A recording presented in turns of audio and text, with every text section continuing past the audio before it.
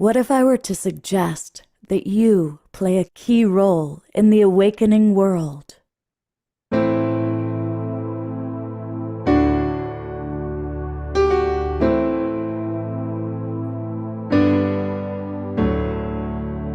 that you are watching this because you have heard the call.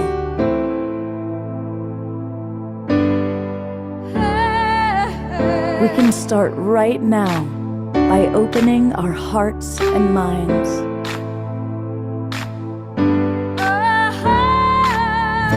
Welcome to the awakening world.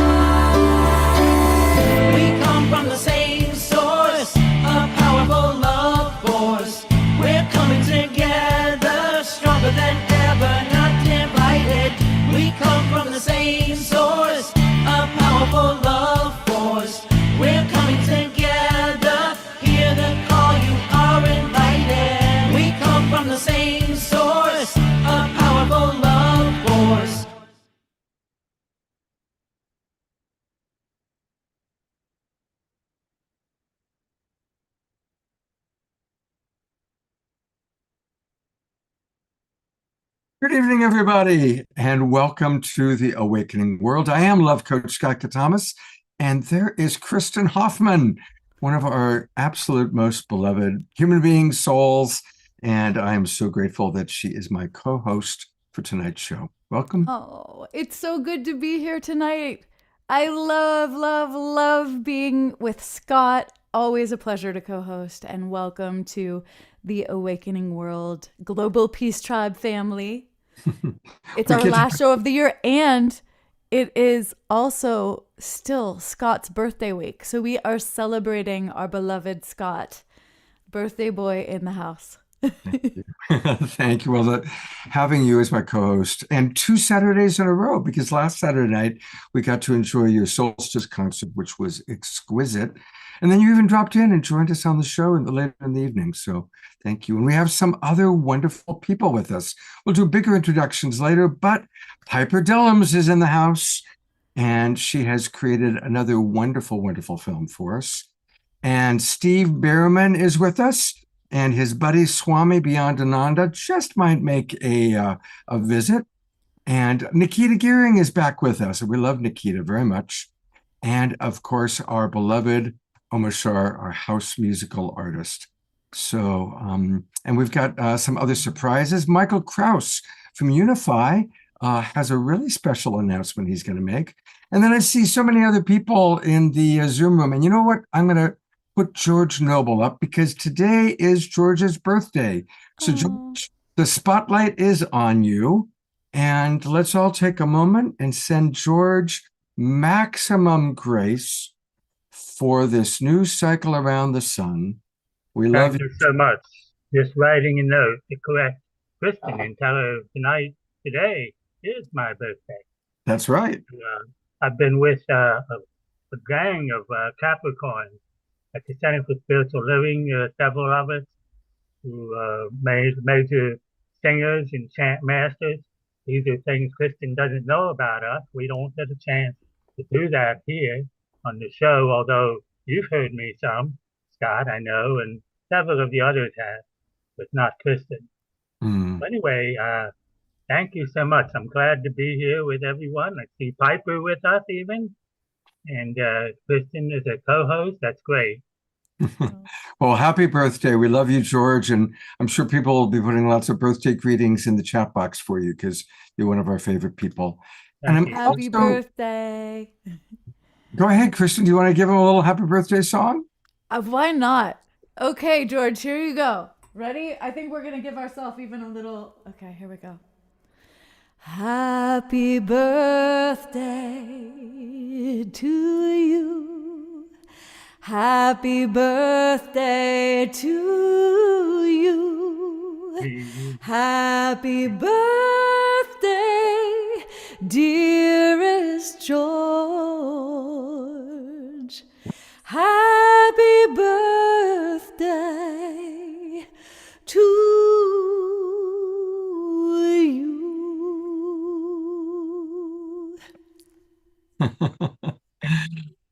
I bet you weren't planning on that happening, George. Your own personal birthday song from the wonderful Kristin Hoffman. That's pretty special. So much love. Happy birthday, George. Hey, I also want to acknowledge, Mushar has pointed out that Dorina Joy is in the Zoom room. Of course, she hasn't been able to join us when she was in Bulgaria tending to her father. And she usually doesn't have her camera on, but Dorina Joy, we love you very much. If you want to unmute and say hello, you're welcome to do so, because it's wonderful to know that you're with us. And if not, maybe she's not hearing me or whatever it is, but we acknowledge and love Dorina Joy. She's gone through so much this year. You know, that's kind of a good segue, Kristin, into one of the things we want to do tonight is have everybody, including our audience, share what's something they're celebrating from 2024 and what's a vision for 2025. And I would love to invite you to kind of model that for us. Perfect. Well, I would say this is just what's coming up for me, but I spent the last month of 2024 working on bringing through a lot of music for meditation for Uplift's month of meditation. And as I dove into these very subtle realms to support these beautiful meditations for peace, I felt so uplifted. And I was just reminded that when I cultivate that space on a daily basis, my whole life gets better. So I just wanted to call that forward because this just happened this past month. And I really have been so grateful for that weaving. And then 2025, I would say my goal for 2025 and just is to be ever more present and present to the deep listening, both within myself and to others and the world. So being more present to myself, how is my body doing? How are my thoughts? How am I feeling? My spirit?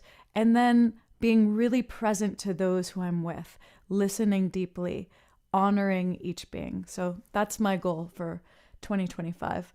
Might sound simple, but I think it's actually one of the best things that we could work on. Oh, that's beautiful. That's very beautiful. Thank you. And thank you for all the gifts that you provide us, your songs, your albums, meditation music. Thank you. And I want to read a note from one of our people in the audience. As Kristin's very well aware, last week there was someone who trolled and wrote offensive things in the chat box during her solstice concert. And I guess they used some sort of an AI program, and they just grabbed a name of a participant in the chat box, and they happened to choose our beloved Susan Bloomquist. And Susan just wrote in the chat box, a note on the troll experience last weekend. The universe really does happen for us, not to us, because the responses of the Global Peace Tribe were so heartful and uplifting that the experience, painful as it was actually worth it.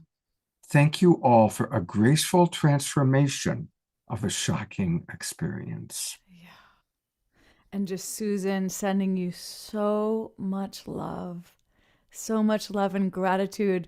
Everyone who is there, thank you for holding that space so powerfully together so that we just transmuted the energy and moved up, and we held the light and the love and surrounded Susan. I'm sure that was a traumatic moment, and yet we really did come together. And I'm just, and then, you know, I hadn't even played a note yet, so I had to say, am I gonna let this get me down, or am I gonna practice what I just mentioned, which is presencing, and bring the intended experience of connectivity and light?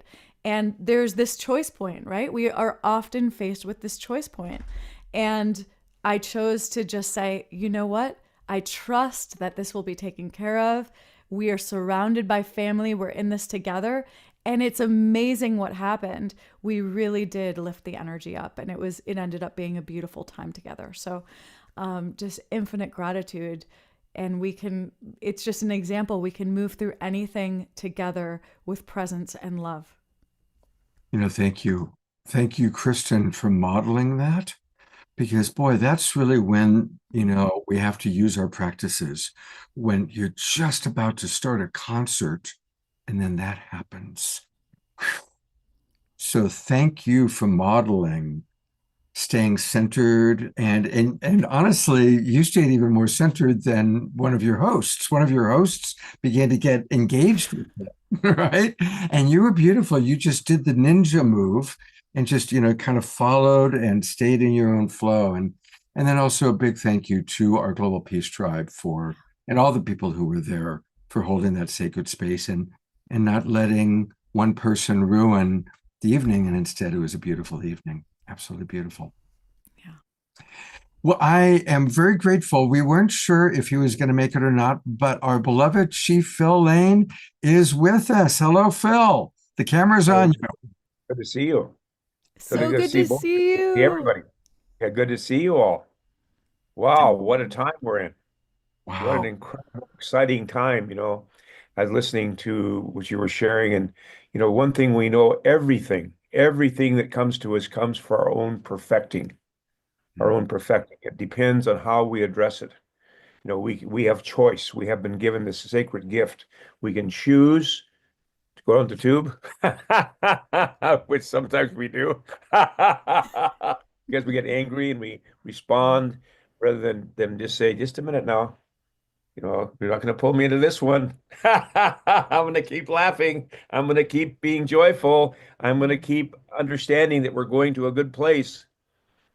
I'm going to keep on with that path no matter what. And you always do such a beautiful job doing that.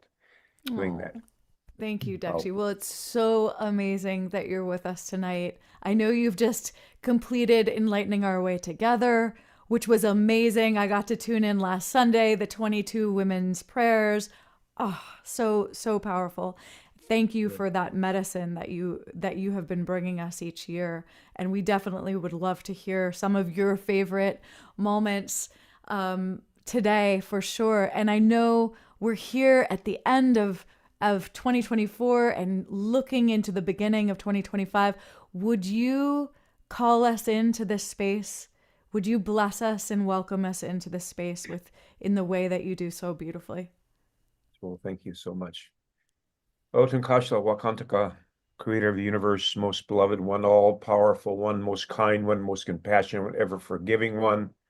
We call upon your holy power at this time in the sacred covenants you've given to humanity, the sacred promise that we would do the very best to walk the spiritual path, to walk the red road, to be kind, to be loving, to be compassionate, be forgiving, to be respectful, to be faithful, be loyal, all those sacred qualities, to be tender and gentle, be strong and just, all these sacred qualities that we all have access to, that these might be generously bestowed upon us as we move into 2025, this time of great transformation. And creator of all good things, we focus our minds and hearts and our souls upon the great visions you've given us for the future through your sacred prophecies that have been revealed to all members of our human family, that promise this heaven on earth is emerging, promise that the time when we shall have peace upon Mother Earth is coming, is here now. And that creator, we just ask that we might be at peace and unity with all our relatives, the east from where comes the red sunrise, the south where comes the life, the west from where comes thunder, lightning, and rain, and the north from where comes the white snow. All these relatives of our human family might come into oneness, into unity. And to Father Sky, please give thanksgiving. We ask forgiveness for the overabundance of those masculine elements that have caused such damage to our human family and ask and give thanksgiving that we're learning how to balance these qualities with the sacred qualities of Mother Earth as reflected by her representatives, womankind. So we ask, Creator of all good things, that we might be able to truly, truly humble ourselves before these sacred teachings, have complete faith that we are on a path that's leading to a time that's been long promised by sacred prophecies throughout Mother Earth, understanding all these sacred prophecies, just like ourselves as a human family, came from the same divine source, and that all that's unfolding has been part of a higher plan that's been unfolding since the beginning, that has no beginning, in which we've been a part of from the very beginning. We look into our eyes, we can look back and see we've always been these sacred beings, sovereignties, ancient, imperishable, and everlasting. So, Creator of all good things, with great respect to Father Sky and Mother Earth, and to all the gifts you've given us, and especially want to remember today those relatives who are suffering in any manner. They're in prisons, they're in insane asylums, mental illness, whatever they're suffering from. Creator, we just ask blessings, mercy, compassion. We ask our hearts be filled with that for all members of our human family. We ask, Creator, especially all these wars that are going on, Creator, all these innocent people who are suffering. Creator, we know and understand that there's justice in this world, and we know that ultimately all this is going to bring us to a place beyond all this conflict. So, Creator of all good things, we just give thanksgiving in that manner. We ask blessings, especially on the Global Peace Tribe. We're coming together here all through the week, doing the best we can to pray for peace, to act in peace, to speak in peace. And Creator, for those times when we walk sometimes in an awkward manner, we know that you're the ever-forgiving Creator. None of us would be here, at least myself, I know I'd never be here. So, Creator, we thank you for that ever-forgiving nature that you have, that we might be ever-forgiving to ourselves and to others. And know we're just trying to do the best we can.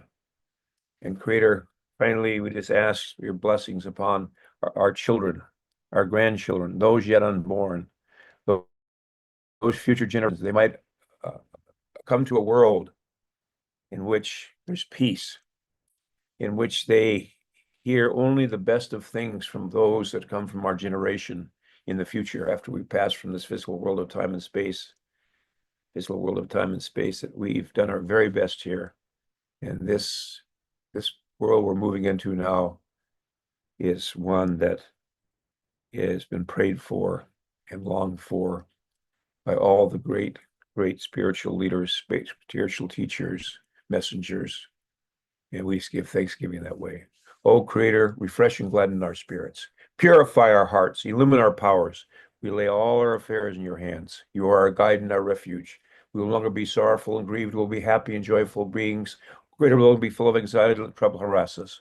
We will not dwell in the unpleasant things of life. Oh, Creator, you are more friend to us than we are to ourselves. We dedicate ourselves to thee, O most beloved one. Halmi chante washtelo, shunkmano he meado, chinupasapa meado, halmi chante washtelo. Well, Mitaki Epi, it's been such a pleasure always to be with your beautiful heart. You can see your soul shine in your eyes, my beloved. And we're going to hear some songs I know are going to carry us to the farthest reaches of this universe. And 2025, it's going to be a good one. It is. It is. It'll be the best ever. We're just calling it in the most loving, peaceful way together. I'm looking at this piece behind you, Phil, and I'm just feeling that energy. These colors, our walk together into this next year. Holding, as we hold that vision high of oneness, of love, healing, we really do create that together. Yes, we and do. That was such a beautiful, powerful prayer, blessing, way to call us in tonight. I'm going to take us a little bit deeper into that with a short song to just really solidify that piece. And don't go far, Chief, because we're going to have you come back in a minute. We want to hear more from you. Okay, thank you. Love you. Love you.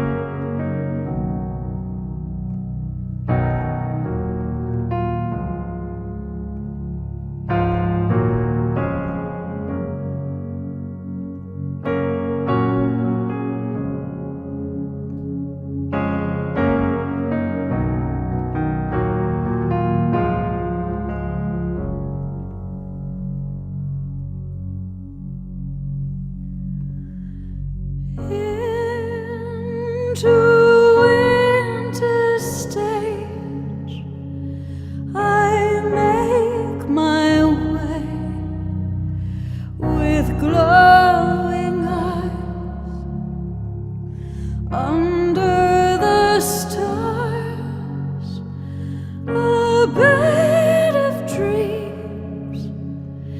They guide me to a perfect place of peace. Music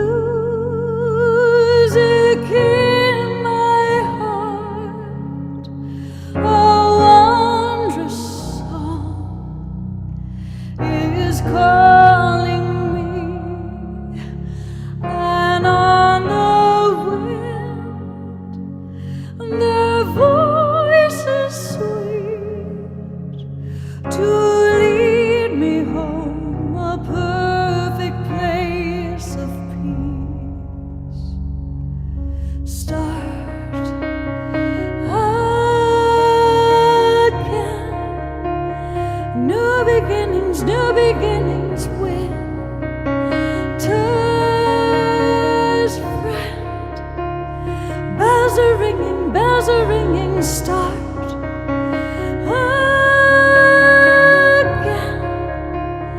New beginnings, place of peace. Always in you, light. The torch is bright, a lover's lamp burns through the night, a dancing flame or glistening snow reminds me of that place of peace I know. Oh,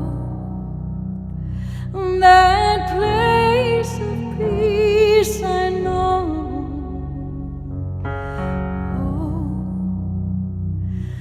That place of peace I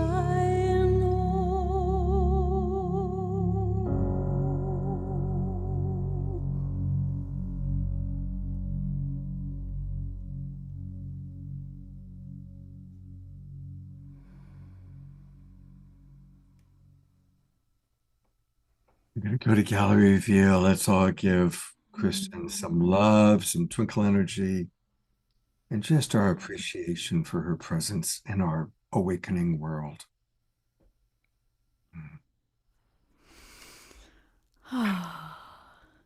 Thank you, dear ones. Thank you. May we just continue to find that place of peace moment after moment after moment.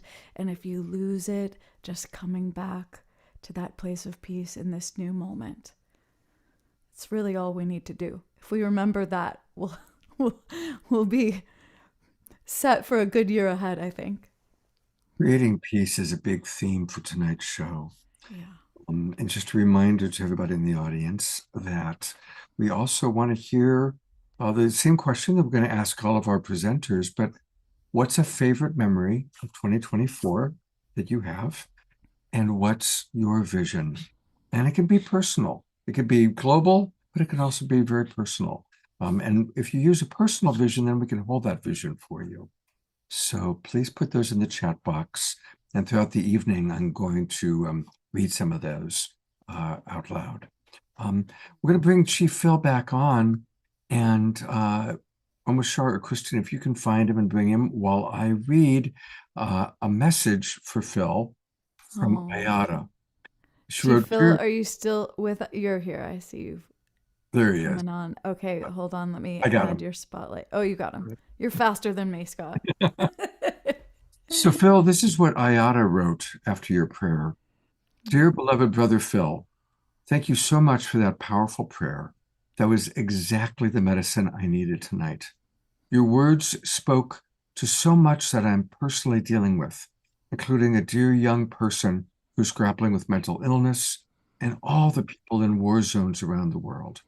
Thank you from the depths of my heart. And I know that she really speaks for all of us as she shares that.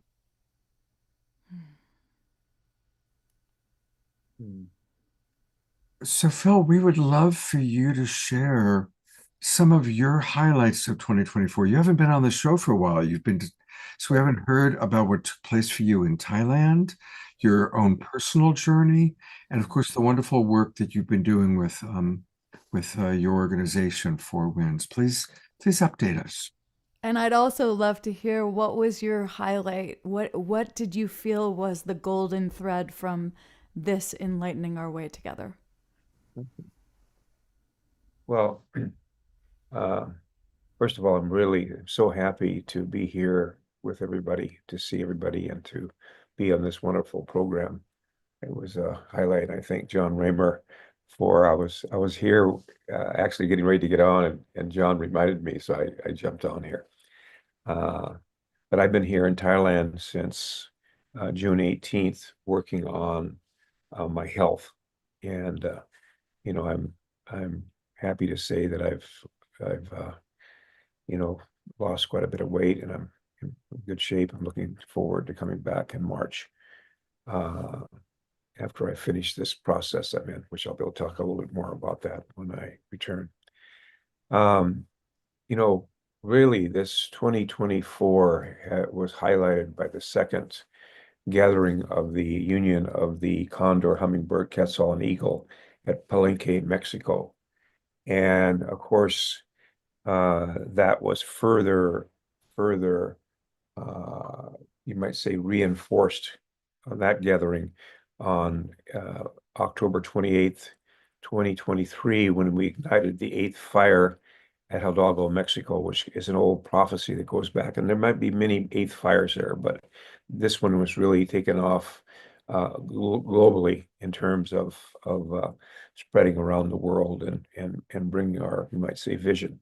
So at Palenque, there was 10 initiatives, and I'll go through them really quickly. It won't take long, because 4 of them focused on water. So the first one was this global peace movement, indigenous ally-led global peace movement. And it started focusing on the Americas, but now we've moved and been able to bridge directly into Africa to the African relatives there. So this is really taking off. And in Ireland, Kindred Ireland's hosting a gathering this next summer, which will bridge into Europe and will bridge all these different groups, and from Indonesia, from Southeast Asia, from all over, that are beginning to come together and say, we don't have to be part of this world of war and hatred. We don't have to do that. We have alternatives that we're going to build. And I think so that's this thing of a indigenous ally global peace movement. That's moving forward very strongly. 4 initiatives are connected to having people understand bioregions. Have been so beautifully, many people are working on this, but Doug Tolchin has done an incredible job. And then there was these bioregions declared throughout the world at 8/8/2024, 8/8/8/8, including here in Thailand, where a very powerful ceremony was done at one of their main temples, Wat Thot temples, celebrating 499 years of history. But there was a beautiful ceremony in which there was these 8 maps of the bioregions of Thailand, and each monk, while they chanted this whole ceremony, chanted with these maps. So that it was there in the Amazon, and by the way, another one of the proposals while I'm talking about the Amazon is that despite the fact that huge amounts of money have gone forward into the Amazon, and all these NGOs are having all these different gatherings about supporting the Amazon, etc. And we had Rio Plus 20 and all these different things. The situation is getting worse and worse. And it's really clear that the only way this is going to get resolved is to invite the indigenous people themselves of the Amazon, which are now divided into 8 or 9 different nation states. By the way, cut up the Amazon, 8 or 9 different ones, and have them come together. And Sukapai has just returned some land that had been returned land after a long, long year and year battle. That was a place where they used to meet all the indigenous people of the Amazon. But so that's another thing we're focused on. Another was Divine Mother's Love came from there. Support that, and we can see that that's moving forward. And Founding Mothers Movement, all these women's movement, that's coming forward. So that's really exciting. And of course, to see our Global Center for Indigenous Science and Ancestral Knowledge, that's moving forward. But in the way we wished, for instance, like at Sukapai and at the down in Mexico, at that what they're doing is that they're doing it there, meaning that they're taking these medicines that we have, plant medicines, not just psychoactive plant medicine, but ones that heal cancer and all kinds of things. And they're going to be packaging them there and sharing them there in their own natural habitat. And then, of course, we really are in support of La Ventana down in Chiapas. That's dear beloved sister Adriana Alvarez, and we can see that's growing. We had a great delegation come from the east part of Canada, came down this during this 21st and had a big celebration there. So things are moving. And those are the things that we really are championing moving forward. And I think that the key words that we're using throughout, you might say, our meme of memes is simply unite humanity, restore Mother Earth. Unite humanity, restore Mother Earth. And that's our very simple mantra. So I'm just going to put a bookmark there. I thank you. I probably spent a little bit more time than I should have, but I wanted to share. These are the 10 initiatives, and I'll put them in the chat in both the longer form. That we have some that are just short, so you can kind of see that. Plus, we also have put together during this period of time, the 24th of December through the 1st of January, and really we communicated it without enough time for people to really get a chance to explore it. So what we're doing it anyway. And what we've done is we've taken Black Elk's vision and we put it into a 9-day spiritual retreat. And then in that process, as we're going through this, we now have a series of questions that anybody can take and make this journey of the 4 ascents that Black Elk did up that mountain. But this is just going to, in a spiritual way, utilizing Trinity or things coming in force. And then along with that, go through a whole process so you can do that anytime you wish. So we're sharing that. I'll share that here a little bit later. I'll put that in the chat too. So you can have that material we've been developing for this period. I was going to say, last thing, we are now in the heart of the change. This period of time we're in right now, starting on the 20th of December through today, through into 2025, are days in which really it depends on us. I mean, everything takes volition. It takes will. We have to have dedication. It's not just going to happen to us. But I can guarantee you, we dedicate ourselves at this time and open ourselves up and let go of any preconceived ideas about how we should have it or how in my way, but open ourselves up to truly receiving the blessings that are in store for us, that all will unfold beautifully. But it's going to take us to surrender to a certain degree and to have faith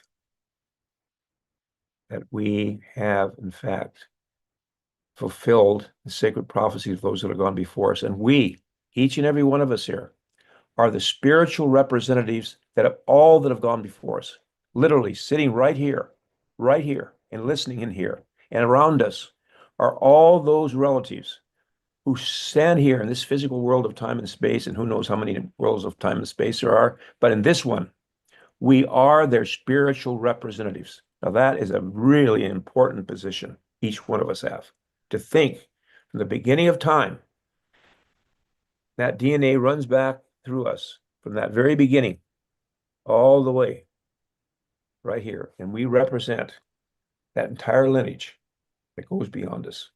It's just countless when you think about it. In fact, it all comes back to one in the end. Anyway, thank you so much. Have an incredible rest of the year.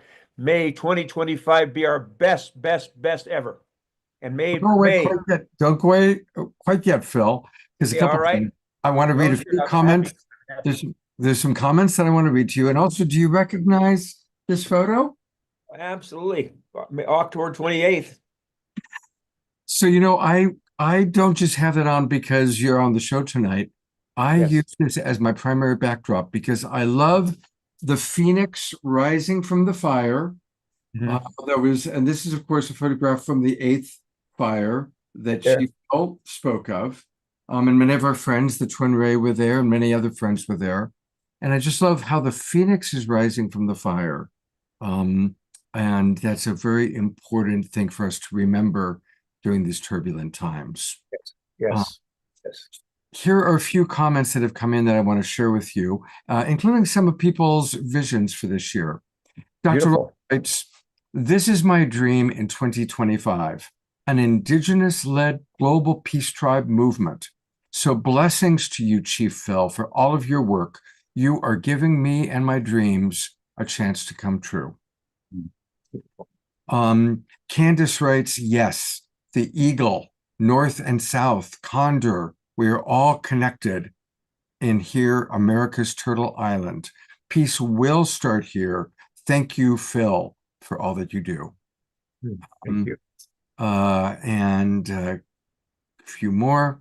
I'm going to get to some of the other reflections that people have given that don't connect to Phil right away. But I am going to bring up David Wick. You, of course, know David. And his memory of 2024 was the beautiful International Day of Peace celebration in San Francisco. I was there. Many of us were there. Piper was there. And then his vision for 2025 is what you're sharing with us. The guiding light of the first in the world solar-powered world peace flame in Ashland, Oregon. And there's David right there. David, thank you so much for all you do with carrying on Avon Madison's vision with Pathways to Peace and your wonderful partner, Tez. Thank you so much, David. And you're there with Gary, my good beloved brother, Gary Zukoff, I think, is there. Are you, if you're in Ashland there?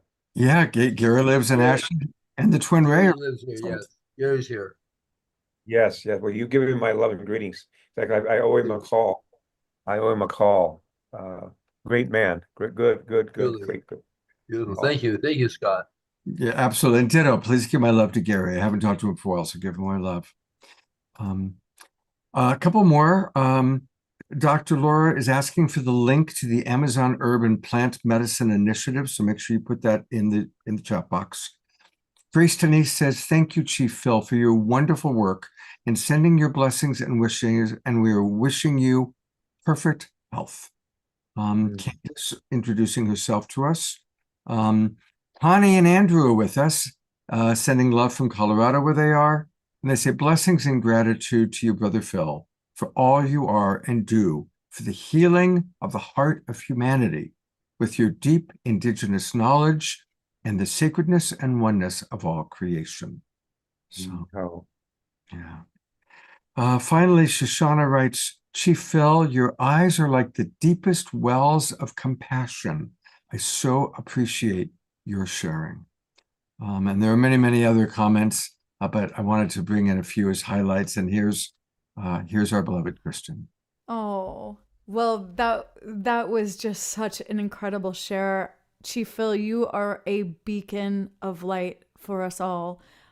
In the time I've known you, I also just want to reflect back. I've seen you grow so huge into your own greatness mission.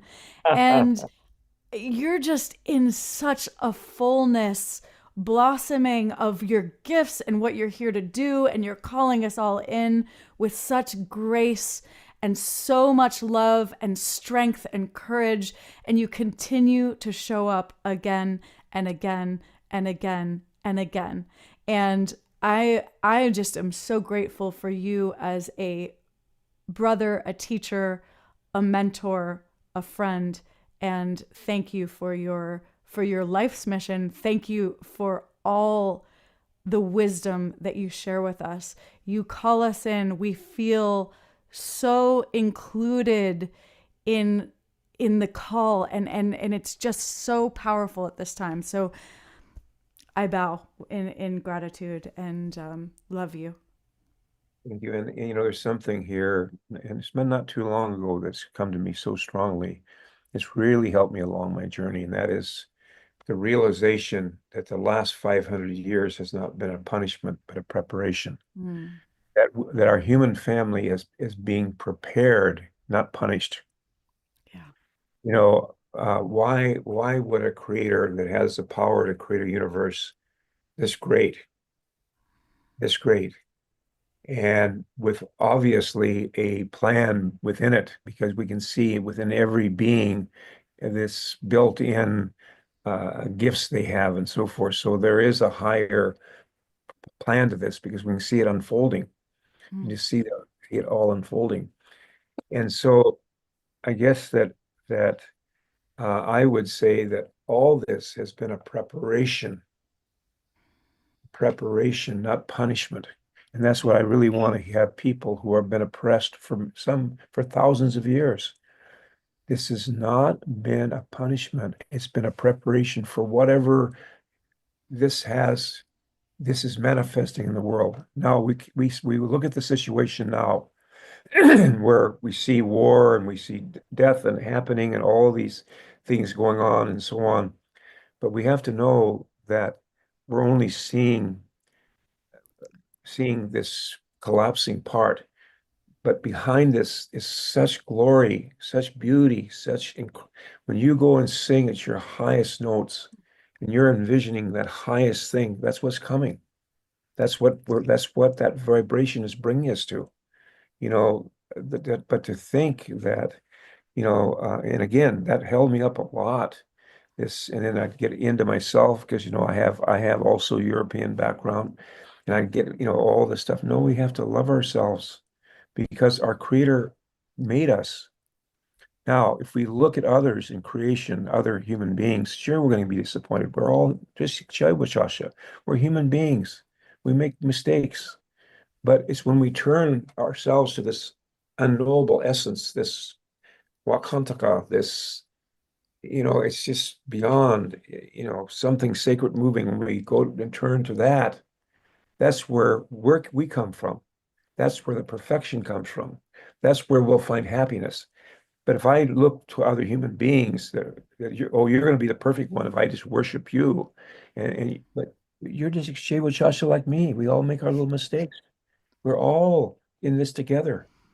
Through our coming together in a circle and leaving behind the triangle. That's the old paradigm, is a triangle. Ours is a circle that encompasses the triangle. Yes. Yes. Holds everybody together. But I mean, yeah, that's it. We're going from here to here. Simple. I love that. So powerful. Let's just breathe that in for a second. That vision that we are being prepared. We are all part of this great preparation. Let's just breathe that in. I love that.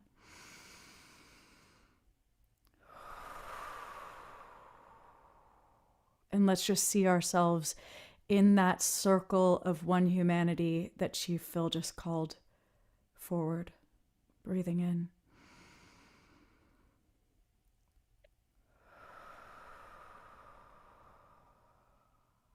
And last breath, really tuning into that mantra, unite humanity, restore Mother Earth. Breathing that in, unite humanity,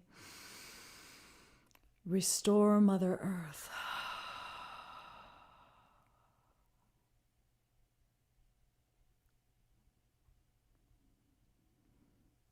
May it be so. It is. Here we are. Mhm. And may we all know, Dosha, without question, there is no death, just a change of worlds. That we do have a soul. We do have something that was birthed when we were birthed into this world of time and space that transcends this world of time and space. That all those things which we look to, our rational soul, our creativity, our memory, all those things which really we see as human are all part of our soul, not our body, not our brain, part of our soul. And the other thing that I think is so beautiful when you think about it, we're here in this world of duality. Being in this kind of kindergarten, so to speak, where we have a choice, you can go this way or that way. Maybe we have multiple choice, but anyway, we're in this world of choice. In this incredible world that we're in, our purpose here is to grow our spiritual arms and legs and eyes and ears, just like we did in the womb. And that is to really, truly become more joyful beings, to become more loving, kind, compassionate, honest, and forgiving. I mean, these are the qualities that really are the ones you need when you're leaving, because they're the ones that propel you spiritually. I mean, whether I have beautiful long white hair like Scott or not, or whatever. It's just so silliness. I mean, really, people are so swearing out. And so it's time. It's time to say, okay, we're ready. We're here. We are. It's happening. It's happening. Okay. Thank you so much. I was just enjoyed. There's so many wonderful people here, and I don't want to come and take much time, but I appreciate the little questions we had and so forth, and I so enjoy being with you. And Thank you, Chief Phil. We knew Scott and I tuned in, and we just felt so deeply. We hope Chief Phil can make it for the last show of the year, and thank you for just being here with us. We're so grateful. How can we best support you? What is the one thing that everyone here tonight could do to best support your efforts right now? Well, I think that our main effort right now is to manifest our gathering in it's going to be close to Cancun, our third union gathering, in which, by the way, people are invited to come. And so either through our PayPal or whatever, if people want to give support to what we're doing on our journey, it'd be very helpful. However people would like to do that, or prayers. I really didn't think about that. That's probably one of my big problems. I don't think about things like that too much. But I can put something give you something, and you could hold it up later if you'd like. Yeah, that would be perfect. Yeah, put that into the chat box, and we will. I'll go back and show it to people again. Yes. Okay, great. That's very kind of you. I've never even thought about that. I just remembered, of course, your website, which is Four Worlds International Institute. Four Worlds International Institute, and this is where we can learn much, much more about Chief Phil, his beautiful work. And I'm imagining that somewhere here we can find a donate button. And if not, pop it in the chat box. I'm not seeing the donate button here. Well, there's a Global Impact Fund, but I don't know if that's the only one there. Let's see if that works. And that's a 501c3. That's Global Impact here we go. Fund. Okay, here it is. So here's where hopefully can donate. But Yeah, the you can button's donate there. working. And then anyway, I'll put those in. Okay, I pop appreciate Pop it in the chat. I appreciate it. I appreciate it. There's so many great needs out there. It's right during Christmas time. So whatever, if people want to give a little support, that'd be fine. I really appreciate that. Absolutely. Let's all make a donation. So make sure you put the donation link in. I'll just what I'm going to do is we have that one, but I'm going to put the PayPal donation place. Okay, great. That's good. All right. Perfect. That's easy. Well, And put those 10 proposals in and so forth. all right. Okay, we love you. We appreciate you. All right. And, I'll and be listening in. blessings. I'll be listening in. I'll be listening in. It's about 9:52 here, so AM.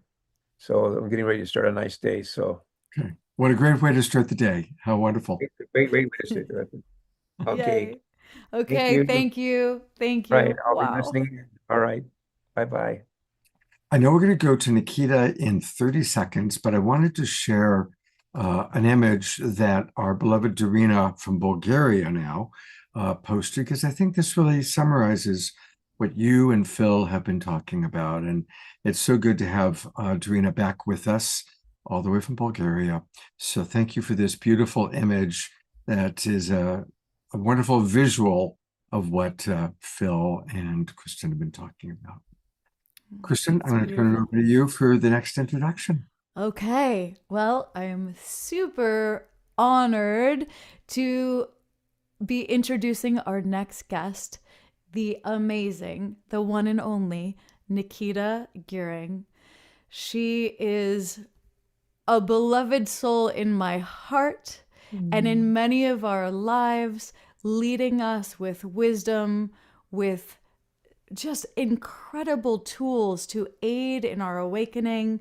Nikita also created the website I Am Mantra, and you can go sign up and receive a beautiful daily mantra. I love to read the mantra that comes into my inbox every day. It's the perfect way to set the tone, and highly recommend it. And then even beyond I Am Mantra, Nikita does incredible work both with individuals, groups. She's hosting incredible master classes where you can really tap in and enhance your work within yourself, learn to achieve goals energetically and real world goals. Nikita actually even helped me to really birth my album last year, Rainshine.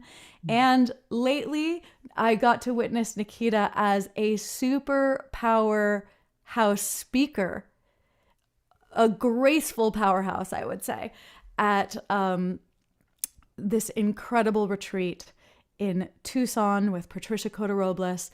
And wow, I was blown away by Nikita's ability to guide large groups of incredible souls into greater coherence, oneness, alignment with self, and really inspire to the next level of who we can be. So I'm sure Nikita has some great wisdom and opportunities for us to tap in deeper together tonight. I love you, dear sister. Welcome. I love you, dear sister. Thank you so much. Yes, so grateful to be here. And I just want to start with deep gratitude to Chief Phil. What an honor to have his deep presence here tonight with all of us. And I hope that, and my intention is that what I share will amplify and support his incredible wisdom, embodied wisdom of him and all of his lineage that he is carrying and speaking, and reminding us of coming home to ourselves and our place in harmony with self and with our living planet. So, Kristin, I want to honor your relationship with Chief Phil, and Scott, I want to honor your relationship with Chief Phil. So thank you both for inviting him here at this very pivotal moment on the dawn of this new year, to have such a powerful prayer invocation, wisdom sharing. So thank you, starting with deep gratitude. Thank you, sister. Yeah. Okay. And I want to honor Scott, gratitude, continuing gratitude. I want to honor Scott and wish Scott a happy birthday, a happy birth moment, and also in this circle together, reflect on this great man and the space that he has held over the last year for all of us with the awakening world to bring transformational insight and wisdom to help us remember and embody love and peace and kindness and solutions. So thank you, Scott. Deep, deep gratitude for the tremendous service you bring to humanity. Thank you, brother. And so that brings what I would like to share tonight in the space that we have together. I'd like to reflect on this last year, and then I want to open the door for us to reflect and kind of cast out visions for this new year, a new year of possibilities, joyful possibilities for our potential as individuals and our potential as a collective human awakening species, remembering our harmonic resonance with our living planet and great Mother Earth. So firstly, sometimes as humans, we want to rush to get to the next step. And one of the things that is quite powerful and nature teaches us is that there are seasons. There's a start of winter, there's a middle of winter, there's a completion of winter. And we are coming to a completion of a calendar year. And it can be powerful for each of us to take moments to self-reflect. And I want to give 3 things to self-reflect on from this last year of 2024. 1, gratitude. What are you grateful for? Things that are highlights for you. But also gratitude can be simple things, like your courage to get up on days when you didn't know how you were going to get out of bed. Gratitude can be being grateful for yourself when you chose love over fear. So what are you grateful for? How can you celebrate your courage and strength and your perseverance in this year? Also, compassion.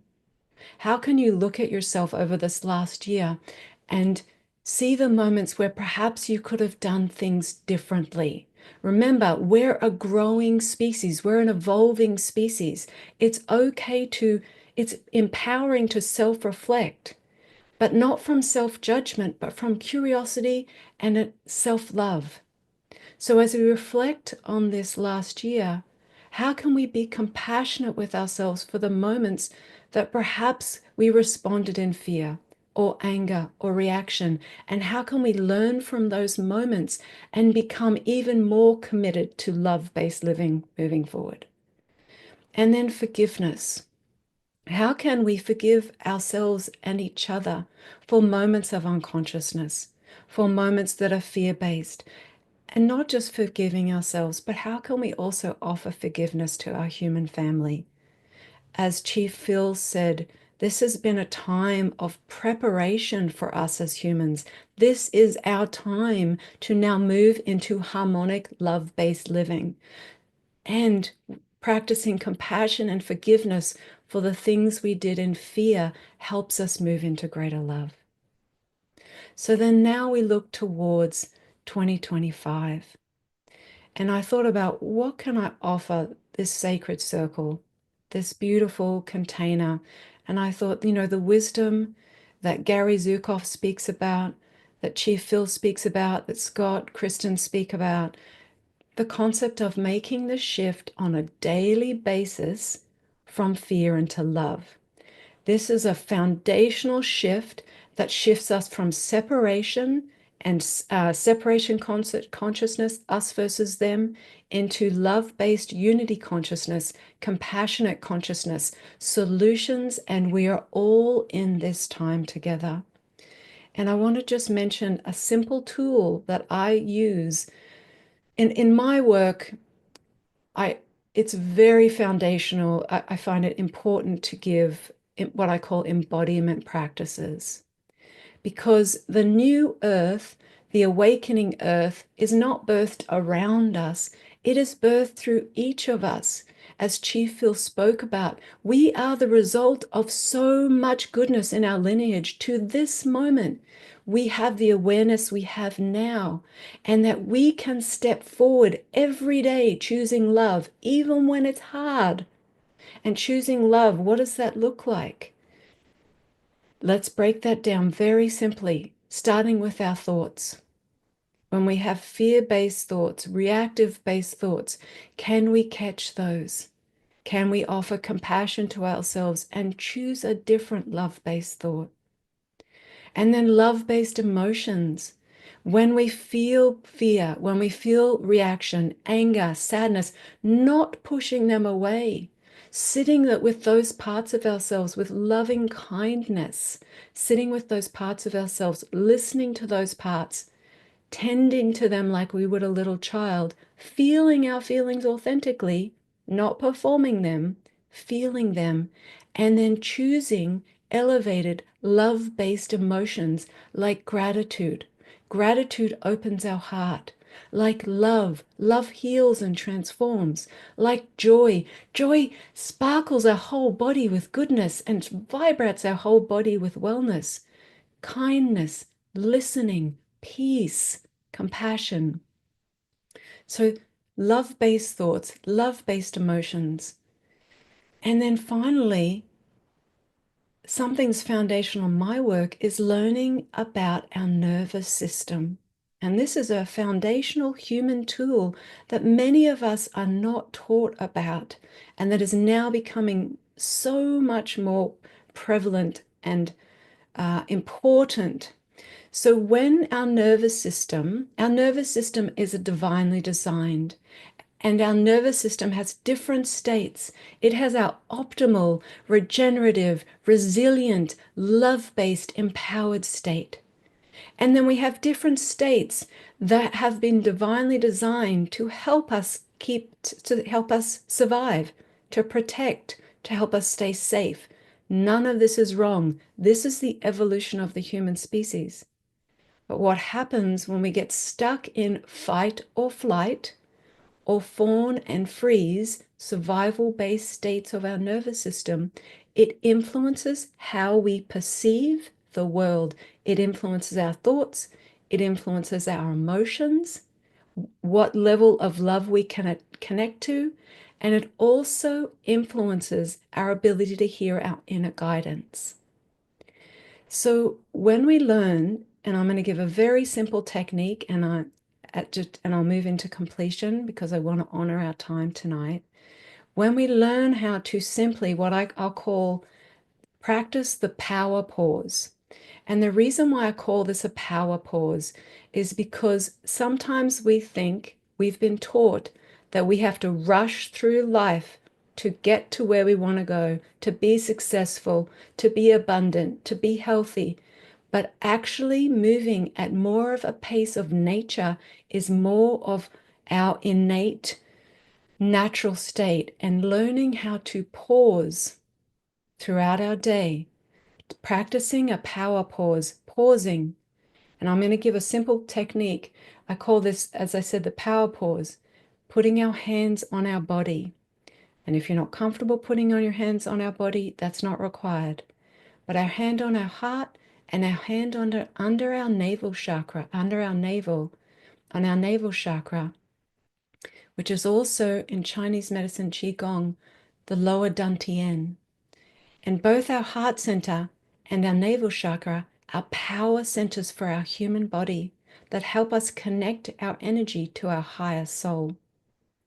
And so just taking a pause during the day, putting our hands on our body, already signals to our nervous system, it's okay, you're safe, you can calm down, and you can drop into presence, which is what Kristin has been talking about as well, moving into the new year with peaceful presence.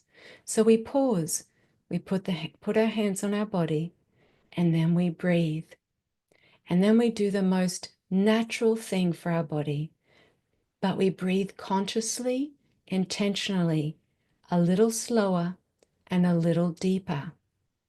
And we let the breath be like a gentle very soothing flow, almost like it's prana, like a flow of water, but it's energy.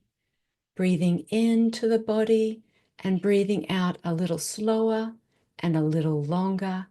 And just that will help our system find regulation, find balance, and helps us move into the present moment where we are most empowered. And then if we want, we can ask for guidance. We can do a prayer. We can say an I am statement. We can do what we can call to the great creator to guide us forward in that moment for solutions, for inspiration, for insights. So I want to be respectful and mindful of our time and the rest of our amazing group that are here. And so I just want to, the final thing what I'll say is when we practice something like pausing and intentional breathing, we actually, as I said, regulate our system out of survival. We regulate into our optimal state of regeneration, repair, resilience. We open our brain to higher thoughts. We open our heart to more love-based feelings. And then we start to see our world, ourself and our world in new perspectives and new possibilities. For us to shift as a human species requires a shift in consciousness, and that requires us to learn and practice daily shifting from fear and survival into love-based, present moment, thriving living. I think that's good. I think that's good for now. Oh, it's more than good. It's beautiful. It's really, really beautiful. You've given us some really wonderful tools. And here I am with my hand on my heart. Me too. You know, That was absolutely the word that's coming is essential. I felt like I just got the essential nutrients for good daily living. It's like you have your one daily vitamin, you know, or that concept, but this felt like the essential nutrients for good daily living, and just to know that we can tap in anytime. Thank you, Nikita. You have such a way of calling us back into the essence of our pure, grounded beingness. Yes, thank you. We're all doing this together. The level of wisdom that can come through is a result of the level of consciousness in this circle. So everyone is playing a huge role. Again, the new reality, the consciousness shift is birthed through each of us every single day, every time we have the courage to face fear and choose love, and then lean into love and joy and gratitude and cultivate high vibrational emotions. Like Scott says, maximum grace. Maximum grace. maximum grace. Oh. Nikita, I want to encourage everyone, go to iammantra.com, iammantra.com. Definitely click receive I Am Mantra daily every day. And she sends that out early in the morning. So I tend to check email earlier in the day, and it's always nice to have that waiting in my box, just a little reminder. And also, she's a brilliant coach, as you can see. I mean, for heaven's sakes, Kristin has a lot of coaches she could choose, and she chose to work with Nikita and got great results from that. So if you go to specialized coaching, that's where you can learn about her living wisdom coaching and all the different things that she provides, whether it's her business, whether it's personal. And she offers a free initial consultation. So I highly recommend Nikita. I've gotten to know her well, and she's a very extraordinary woman, as you can tell by her love and her wisdom that she shared with us tonight. So, Nikita. And I don't want to forget, there is a very, very amazing, shall I call it a masterclass or workshop coming up on, I think it's January 5th. Is that correct? I Am Monthly. Yes, Scott, if you go back to the home page and just scroll down. Thank you, Kristin. Go to Yeah, there we go. Yes. So on January 5th, once a month, I offer about an hour deep dive for my community. It's a love offering. You can donate if inspired. This January, we're going to focus on joyous possibilities. And basically what we're going to do together is we do a breath practice. I do some wisdom sharing. And then the last 20 minutes or so is specifically focused on a meditative experience. And so we're going to focus on the high vibrational energy of joy, working with the quantum field, universal consciousness to bring in new possibilities. And then we have time for community sharing. So if you'd like to join, that's on my website. Beautiful. Thanks, Kristin. Yeah. Well, It's I'm going to definitely put that on my calendar and be there. something love to to have tune you back. into for sure, especially as we begin the new year. You will be very grateful. Thank you both. Mm. Yeah. Thank you, sister. Thank you. So good to be with you.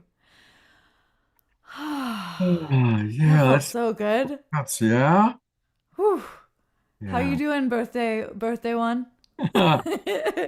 Just delighted. You know I what? think we should twinkle you a little bit more. Birthday sparkles and love. All right, Twinkling Scott, I'll a little take more $1 birthday Hebrew. love. Oh, so what's Oh. next? Well, what next is really one of the, significant highlights of every show.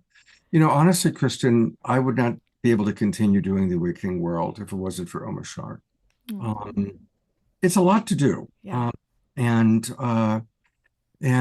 his support and his being here every show, even when he's in Japan or Peru, he finds a way often to connect. We'll make a video in advance.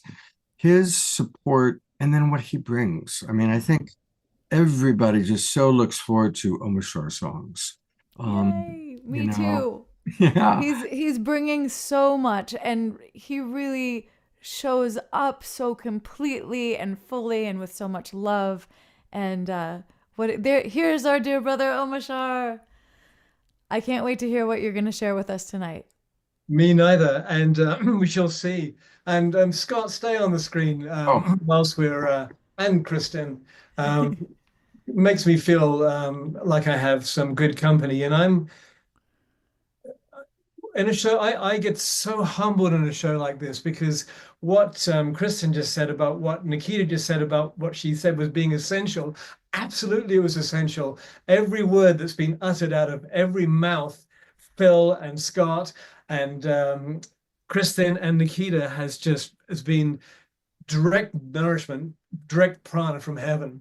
And what it does for me is dispel. It distills the thoughts that were coming up to be shared. Because one thing I worked with Gary Zukov many moons ago in Mount Shasta.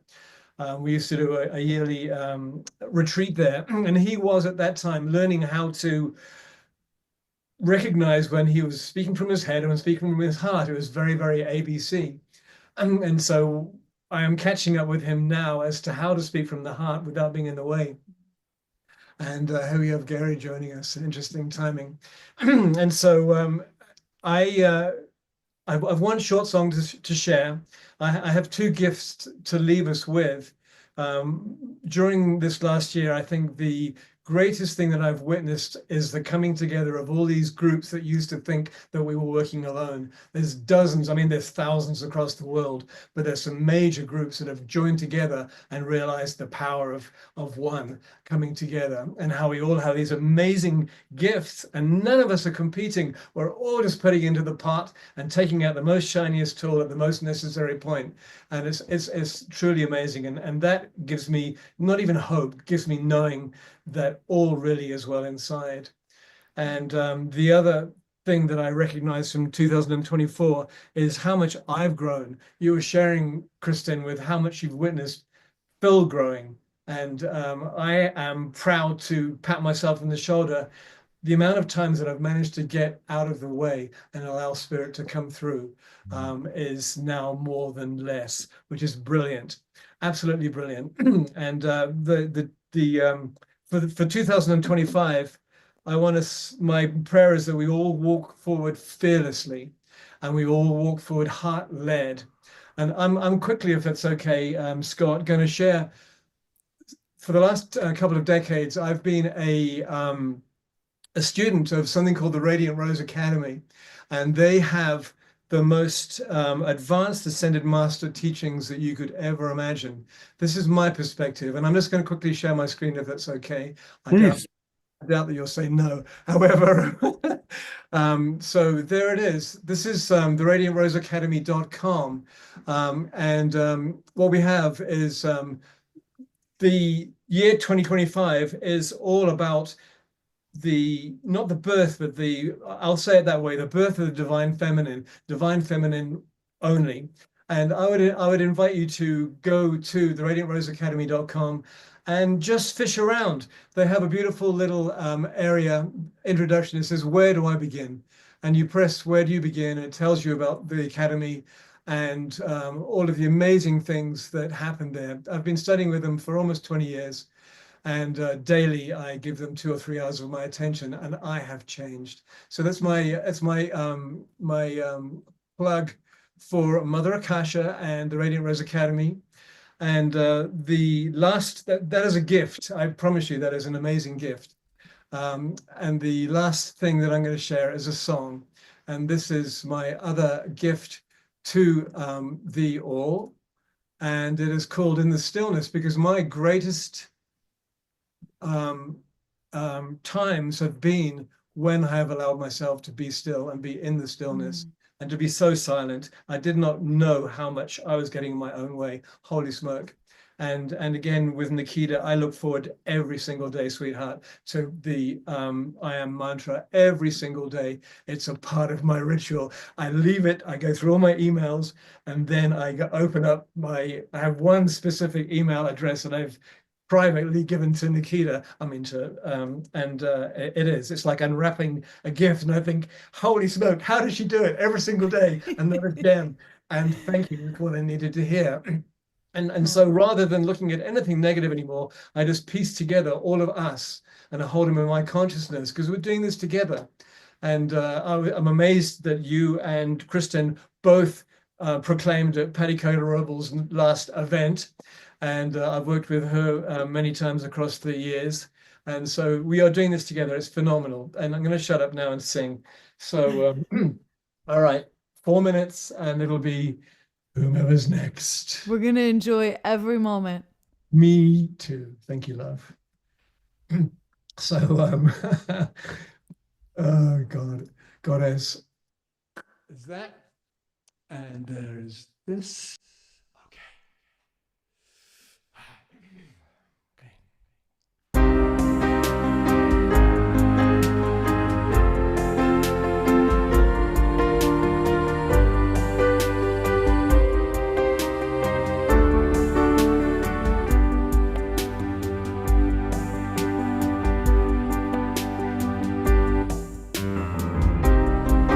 The quieter you become,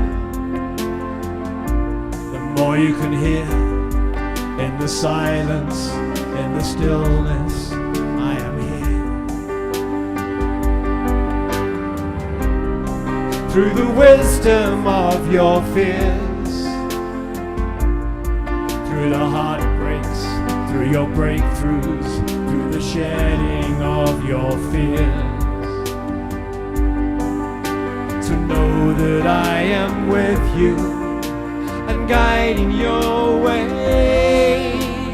Know that I am cheering you on.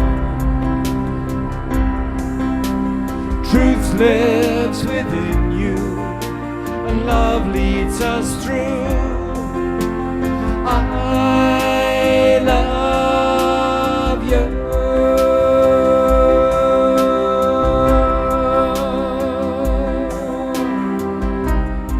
Now your heart and mind is clear, and you know that love is with you, love supports you, love is here. And you feel that you belong, and you're walking with purpose.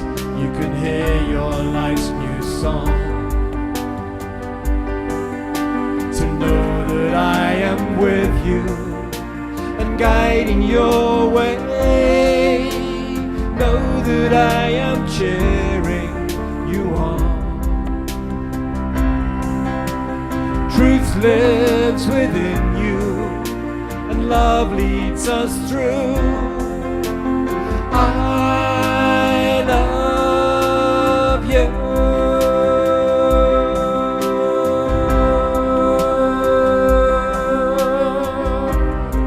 Ba-ba-dum-ba-da-da. Da-da-da-da-da. Da-da-da-da. Ba-da-da-bum-bum-bum-bum. Through the wisdom of your tears, through your heartbreaks, through your breakthroughs, through the shedding of your fears, and know that I am with you and guiding your way. Know that I am cheering you on. Truth lives within you, and love leads us through. I love you. I love you. I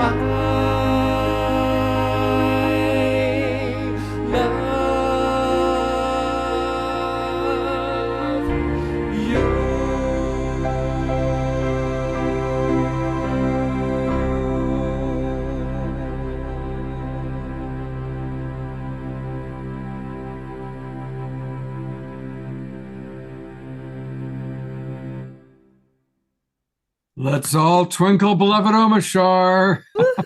Oh, Bashar, Oh. that was wonderful. So perfect for our entry into the new year, to feel that love.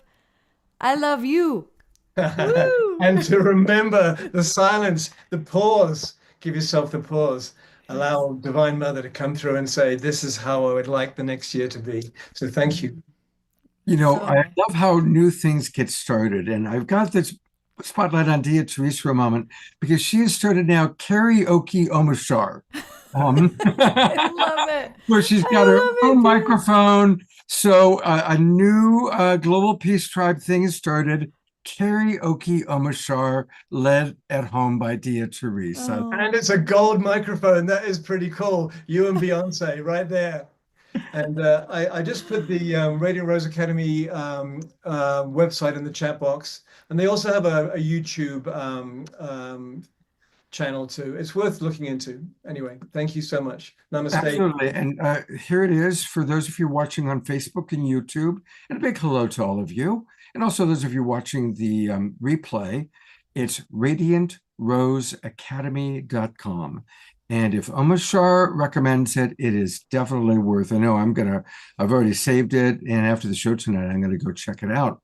It's actually free to get their newsletter, and then you can dive into thousands of pages of Ascended Masters teachings, and you can go in deeper if you want. But there's a free level, which is you could walk yourself home on the free level. Okay, beautiful. And also want to remind everybody that Omashar's website is where we can find his music. It's omashar.com, OMASHAR.com.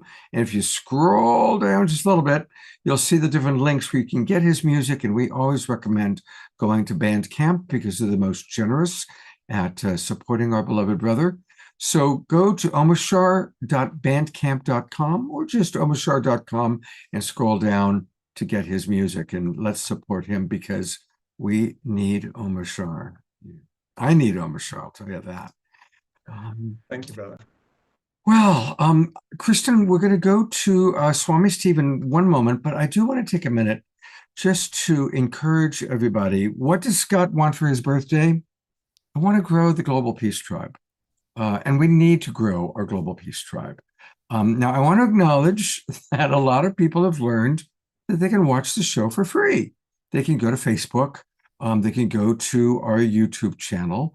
And so, to be very honest, every every quarter we subscribe on a quarterly basis. And as the number of subscribers are decreasing, but I'm still getting, oh, Scott, great show. I love that show. That's so wonderful. Now, if you honestly can't afford it, then of course, and I want to continue to put the show out to as many channels as possible. And a big thank you to our beloved John and Summer Raymer for the Sign Network and getting us out to so many Facebook groups and pages. And we want to continue to do that. But we also really need to grow the tribe. And so I'd really like to ask everybody two things. One, if you haven't registered for the new season yet, please do so today. It's really simple. Just go to globalpeacetribe.com, globalpeacetribe.com, click register for the new season, which usually works except for when I'm promoting it on the show. You know, I even tested it before I came on, and there's something about when I'm here on the show, it just keeps clicking forward. But if you trust me, when you're on your website and you click it, it will open up to a page where you can register. I'm also going to put the link into the chat box. So that's the one thing. If everybody could register, and then come on in at the gold or platinum level, that's just a little bit higher, and then offer free subscriptions to your friends. You know, most of the people who watch our shows love the shows. And after almost every show that we do, I have two simultaneously experiences. There's the experience of, oh my God, that was such a wonderful show. So much wisdom, so much love. And then it's usually followed by the sadness that there aren't more people watching. I know that we have a lot of options. There's a lot of things, a lot of Zoom. People get zoomed out. I get it. But let's grow the tribe. Let's grow our family. That's really my wish, my birthday wish. And it's my vision for 2025 is to really grow our global peace tribe. Oh, let's do that tonight. Let's make sure, if we haven't signed up, that we go give this gift to ourselves and give this gift to our dear Scott. This is the least I think we can do to say thank you for the plethora of gifts and just your presence, Scott. All these years holding this space with us so lovingly, so open to the new, sharing so many great wisdom voices, luminaries, musicians, artists. You have really supported us all, and I know we all want to see each and every one of us give back tonight to Scott.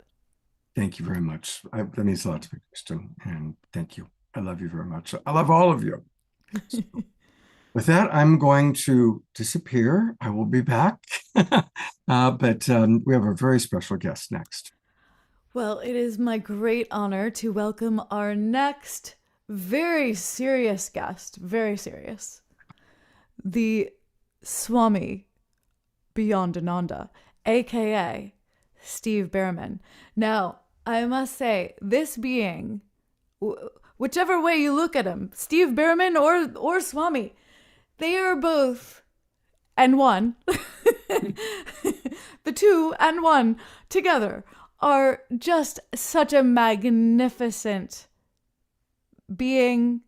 Man, I every single time I am in your presence, dear Swami, I am inspired, I am moved.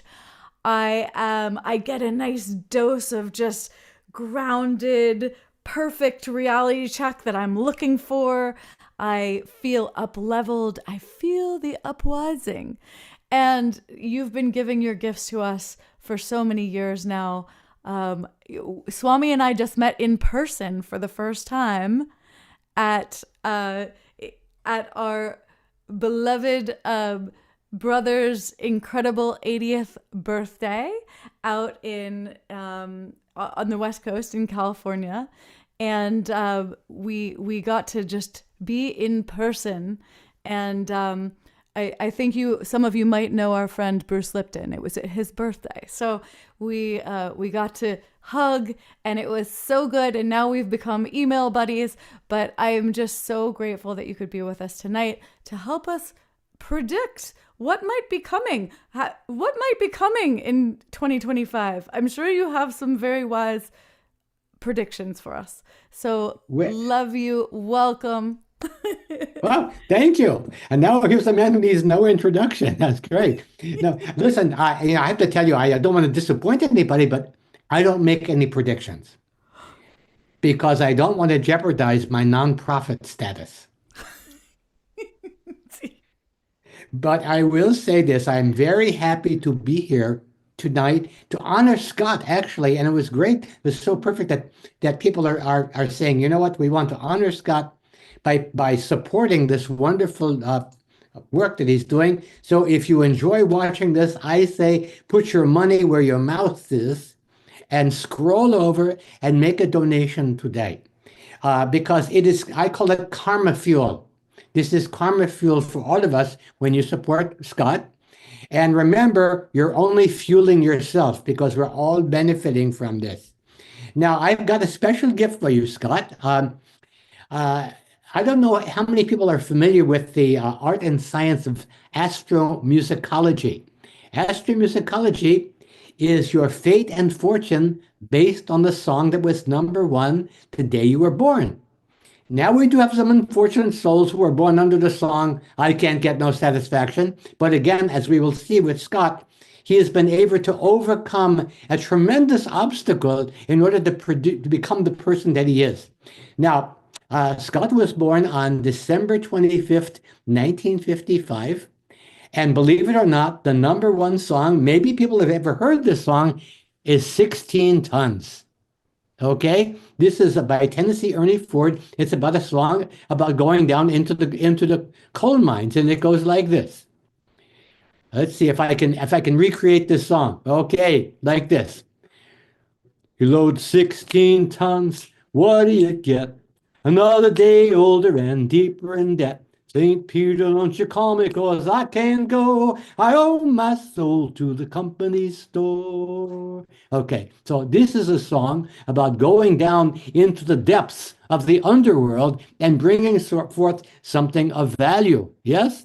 And the song, I mean, it goes on and on. I mean, about what a challenge it is. Some people say a man is made out of mud. A poor man is made out of muscle and blood. Muscle and blood, skin and bones, a mind that's weak and a back that's strong. So from all of this, he emerges from the underworld with all of this, carrying this weight of 16 tons to become a heavy-duty light worker. That is his destiny, heavy-duty light worker. Instead of being pulled down by fate, he has used his life to do some heavy-duty uplifting and providing value to people.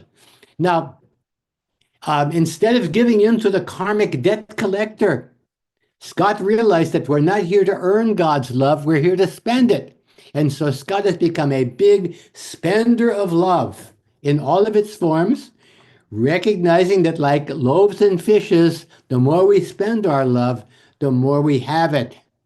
The more we have it, yes. So anyway, I would say that now one of the saving graces, you not only have the birth song that you were born under, Scott, you have a rising song. And your rising song is Rock Around the Clock. So that is why you have all of this energy to be able to keep going and going and going and doing this work that you've been doing for so long. Now, this is a time of year where we reflect on what the year has been. And I think the most important thing that I've been hearing today is that we have to actually embody joy. This is very, very important. And begin to actually look on the bright side instead of the blight side of things. This is, there, as you know, there are two kinds of mystics in the world. There are the optimistics and there are the pessimistics, right? Now, the pessimists are saying, the sky is falling, the sky is falling. The optimists are saying, no, it just looks that way because we are ascending.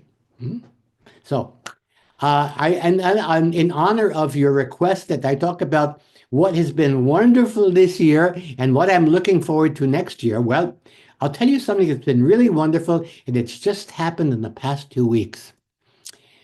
We're talking about joy. We're talking about unconditional love. For the past 2 weeks, we have been taking care of a wonderful dog named Maggie. And Maggie, if you've ever seen the RCA dog, right? That is Maggie. She looks just like the RCA dog. And dogs are, I did a training years ago called Teach Your Dog to Heal, because dogs are natural healers. When you can come in contact with a friendly dog, your body secretes these hormones called peptides. And when they slobber all over you, that is love potion K9. Which is why they bring them into hospitals to be with people, to cheer people up. It is called the Salivation Army. That is what the dogs are doing. And I really appreciated Nikita's talking about the pause. The pause. Well, the dogs have the pause, and those are the pause that refreshes, right? Now, what about next year? Well, as I say, I don't make predictions, but I will say this. I have a television. And if you don't like the current programming, turn off your TV, television instead. I television to you, and you television to me, and we have healing and functional vision to step into. And that certainly beats what we've been stepping into in the past. And thank you, Chief Phil, for setting the tone for this event by saying that this has all been a preparation. And maybe what we need is preparation H. H being for humor. We need humor. Because a lot of people on the planet have not had enough laughter, and they're suffering from hemorrhoids. Very serious condition. So I'm looking forward to this next year. I called it a television, and so I tell my vision. Now, people have asked me, Swami, will there ever be peace in the Middle East? I say yes, but first we have to take one small step where we are right now. So the precursor to peace, and I don't like to use the word cursor, so I will say the pre-blesser to peace. If we want to have peace in the Middle East, first we need to have peace in the Middle West. So my vision for this country, for the United States in 2025, for left and right to come front and center, to face the music and dance together, to turn the funk into function and leave the junk at the junction, and have red tribe and blue tribe come together and sit in sacred circle as one purple people. Because only as one purple people will the peeps outnumber the perps. So I'm wishing you a very happy, healthy, laughter-filled, joyful time in 2025, and may the farce be with you. Thank you. Let's all give a big twinkle to beloved Swami. And I think that, while we're twinkling him, I'm going to go to Kristin and myself for a moment, because I'm hoping that Steve Behrman might also be able to join us. Maybe Steve Behrman's in the house as well. He's kind of like Clark Kent and Superman. You never see them together, but they tend to be on the scene of interesting things at the same time. So I don't know. It's kind of I was here, and now I'm going. Hey, there he is. Yeah, I'm never in the same room with a Swami at the same time, but yeah, multiple personality. It's great. Two get to eat for one. It's a double passage. Well, I have to say that was absolutely fantastic as always, and perfect way for us to enter into 2025 with some laughter and some joy. We really need this. We need to remember that we can laugh even when things get challenging. We can call in a little laughter, and you do that so well. What is the best way that we can support you right now, Steve? Well, right now, I'm right now on our show. I'm launching my Love and Laughter tour and the Great Uprising right at the first of the year for the new year. And the Uprising is a 4-step program, which works actually 3 times faster than 12-step. Wake up, wise up, grow up, and show up. And this is really seriously a practice that we can do in every aspect of our lives, where we actually can, first of all, wake up from the separation, wake up from the trance of separation and all of the narratives that keep us stuck in this duality. We wise up to the coherent power of love that we all share. This is the most untapped source of power in the universe, is our individual connection to love and how we share it with others on the planet. This turns heaven from a destination to a practice. And so this is the practice of heaven. We grow up from children of God to adults of good. In other words, we actually begin to practice what we're preaching, and we grow up beyond the kind of narratives that have kept us like children, like believing what we're told on the media, for example. So we need to actually begin to develop discernment and recognize that there's a bigger narrative than either of those left or right narratives. And of course, the Swami says there are no sides, only angles. When we see it from the right angle, we're all on the same side. And finally, the fourth step is to show up on a new playing field, ready to play a new game, and that is thrival, which beats survival for each and all. So I'm working on some amazing projects, and I don't have the links right here with me now, but next time I'm on, I'll have them. One is a book with a colleague named Richard Flyer. It's called Birthing the Symbiotic Age. It's based on the community organization work he's done in Reno, Nevada, which is based on the work that Dr. Arya Ratne has done with Sarvodaya in Sri Lanka. Dr. Ari's work is based on Gandhi, and Gandhi was inspired by the Sermon on the Mount. So it all goes back to Jesus. It all goes back to love God, love thy neighbor as thyself. And that's the magic formula.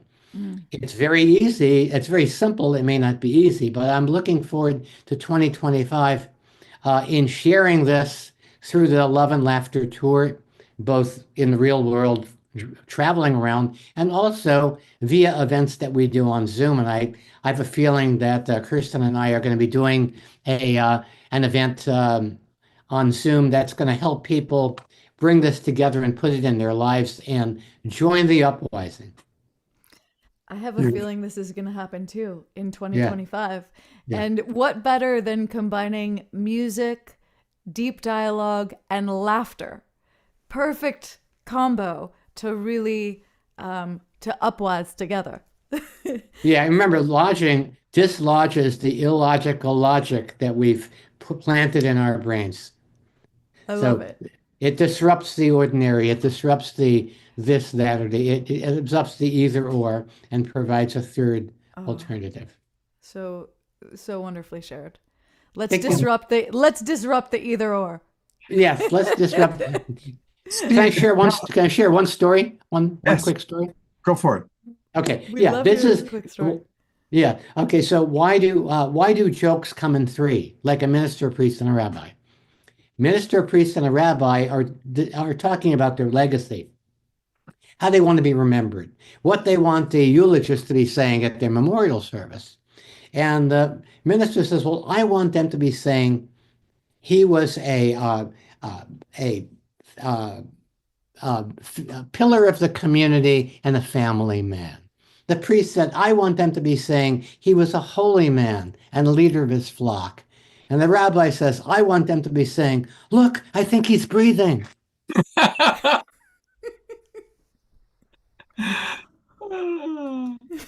So there we have it, disrupting the ordinary. So maybe we have a year. I know other things are being disrupted right now, but can we turn that chaos that we're experiencing into the coherence of loving laughter?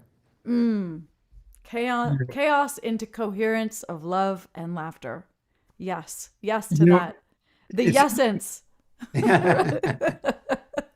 It's interesting that you say that.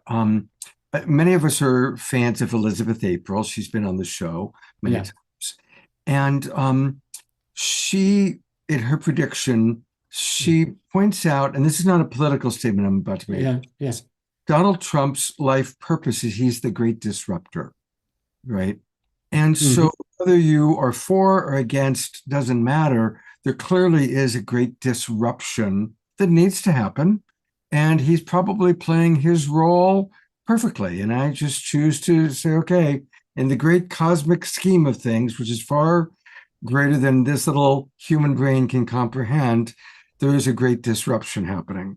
But I especially enjoy disruption through humor and through the loving consciousness that you bring, Steve.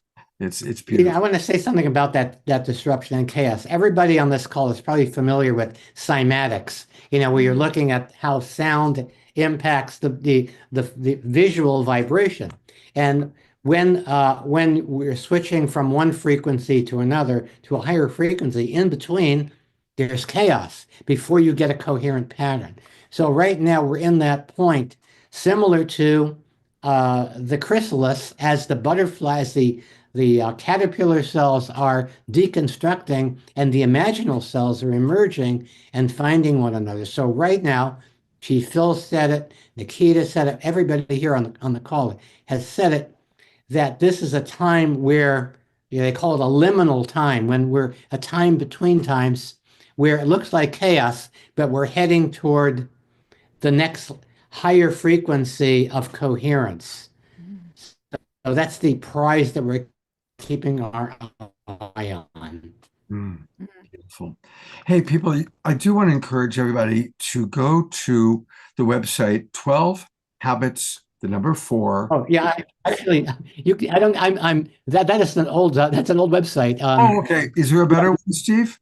Yeah, you can go to Wake Up Laughing. Okay. Oh, that's easy. Is Wake it Up .com? Laughing. And wakeuplaughing.com and sign up for my list. You'll get the daily laxative to restore regular hilarity. And you'll be on my email list, and we'll let you know where we're going to be and the various projects that I'm working on. There it is. Wake Up. Yeah, you go right down there. Yeah, I've got 3 websites that I'm working on right now, and they're all in flux. But if you go all the way down there, all the way down, you can patronize me by becoming a patron. Yes, you can. Ah, there we go. Yeah, you can do that. I don't mind being patronized. And you get my Travels with Swami book that I'm writing right now. We're up to chapter 13, and it's like every week you get an installment of this book. It is said, the great wise elders say, behind every great Swami is a Trudy. So I want to just acknowledge Trudy, who's with us tonight. Hey, Trudy. Thank you for your support of the Swami and that guy Steve as well. So good to be with you, Trudy. Look at that face. Look at that face. This is beautiful. Yeah. And I have to say, it was so amazing. When I met Steve in person, I also got to be with Trudy. And there was amazing music, and watching these two dance and the great vibes and the love flowing was a beautiful thing to witness. Yes. It's been such a blessing all these years, even meeting 30 some years ago. It's like knowing that we were destined, and the adventure that we have had for all of these years has been beyond what I could have ever imagined. And the relationship is just amazing. It's like a gift. It's a total gift from the universe. And being with all of you, because this is where our life path has brought us to this. And we're all in this together, and we're just at the verge. There is so much love and light coming onto the planet, especially from the solar flares and the coronal mass ejections. It's like that is bringing that electromagnetic storm, cosmic storm, that is completely healing our DNA. And this is the time. It's like it's all a grand healing and an awakening. Yes. Yeah. Is Maggie in there? Can you put Maggie's face on the screen? Is she I there? was She's just here right wondering if now. we were gonna Yeah, get a okay. power pause with the little with the This is the dog pause. pause. This is the pause that refreshes, truly. Oh yeah, the pause that refreshes. There she is. Look at And Maggie, she you're is. on. She's like the RCA dog. She really is. Oh, What a blessing. what a sweet girl. Wow. Yeah. I'm glad you're getting lots of love and giving lots of love. Goes always. Well, thank you for being on with us, Steve and Swami. So Okay. grateful. I'll tell him. Yeah, give him the message. Give I'll him a tell big him. hug. Okay, kids. Okay. What's next? Wow, what an evening. And so there's great. so much more. Piper Dellums and Larry Malkin is in the house. Woo! I got a message just today from Michael Kraus, and we love Michael. Michael does a lot of, he's one of those behind the scenes guys who makes everything happen. And so when Michael speaks, people listen because he doesn't speak that often, right? It's usually he's just behind the scenes supporting Kristin or myself or whomever. But Michael reached out to me today and made a recommendation, and I trust Michael. And so I said, Michael, I trust you. Please go ahead and share with our audience what you wish to share. So with no further ado, take it away, Michael. Which is really your version of looking at it. My version of looking at it is that I called you and I said, Scott, can you help me? There is something that is coming up that I'm organizing at the beginning of January, and you said, come onto the show tonight. There was no questions asked from you, and I just wanted to really honor you for that, for how you show up and how you show up in support to other people, and so great thank you to you, Scott, and also thank you for all the contributions, Steve, Nikita, Omashar, and Kristin. It was like really beautiful. I just want to quickly go into the highlights of my year were the connection points that I had with people. The if it comes from a heart, it's going to be received by the heart. And I feel that this network of people that really emanates from a place of love and from the place of the heart is becoming more and more visible. And it's astonishing how that force is actually sweeping across the planet right now. And it's so beautiful to simply take a step back and become the witness of it. The witness of what is actually emerging right now on that planet. And so in terms of that, I'm also looking at what is going on. And one of my favorite prophecies, how silly does that sound? But it is about the Hopi prophecy, and it is about the time of the lone wolf is over. Gather yourself, banish the word, struggle from your attitude and your vocabulary. All that we must do now must be done in a sacred manner and celebration. We are the ones we have been waiting for. And so, what does that really mean? And so what I wanted to talk into today is a course that I'm not facilitating it. I'm just simply managing the technology behind it and the experience really. But it's called the 7 Mystical Laws of Abundance. It's with Sujit Ravindran. He's a best-selling author. He has sold and distributed more than 2.4 million copies of his book. He's a mystic. He facilitates pilgrimages in Italy, in Assisi, and also in India. And he is a gifted brother. He's an amazing storyteller. He has a tremendous amount of sense of humor, and he has deep wisdom. So one of my favorite quotes is to believe and to understand are not diverse things. They're the same things in different periods of growth. Samuel Taylor Coleridge is the philosopher behind that quote.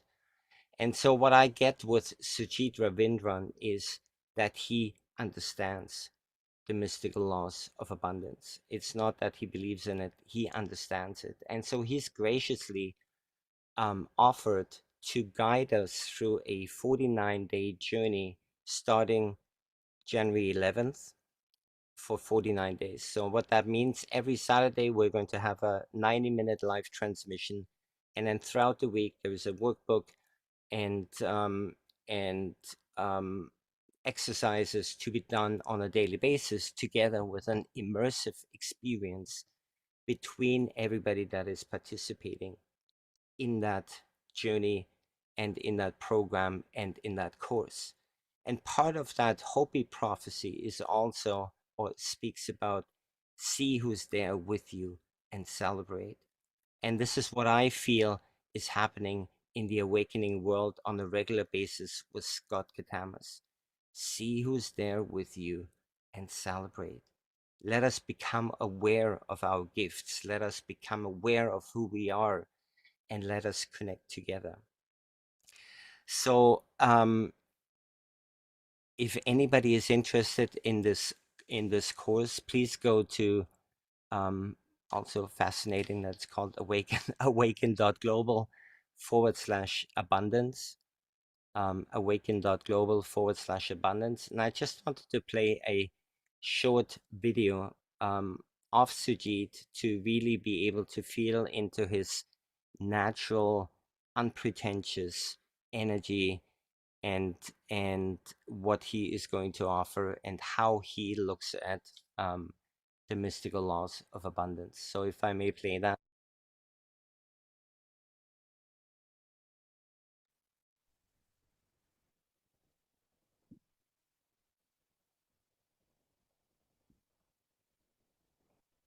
We are all in the pursuit of abundance. Abundance of one thing or the other. Some of us, we are on a quest for money and materials, others for health and vitality, yet others for connection and community, others for love and family, yet others search for self-worth and success, and others for meaning making. Others are on a search for higher purpose or a quest for creative expression. Others are seeking abundance in transcendence and bliss, or abundance of self-realization.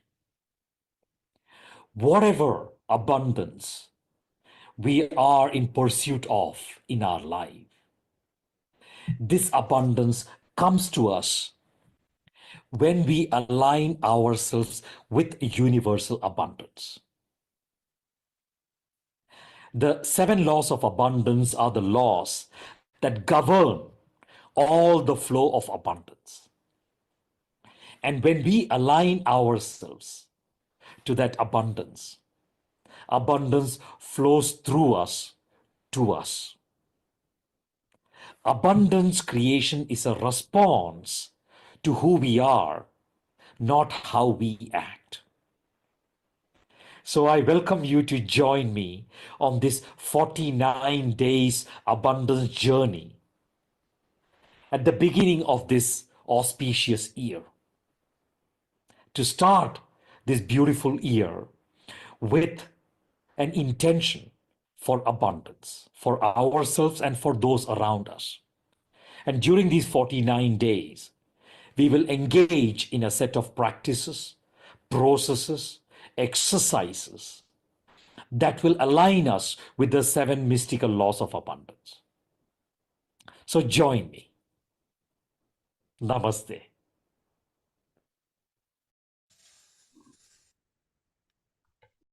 And I hope you were able to feel a little bit into the energy of in which this course, this book, this transmission is being offered.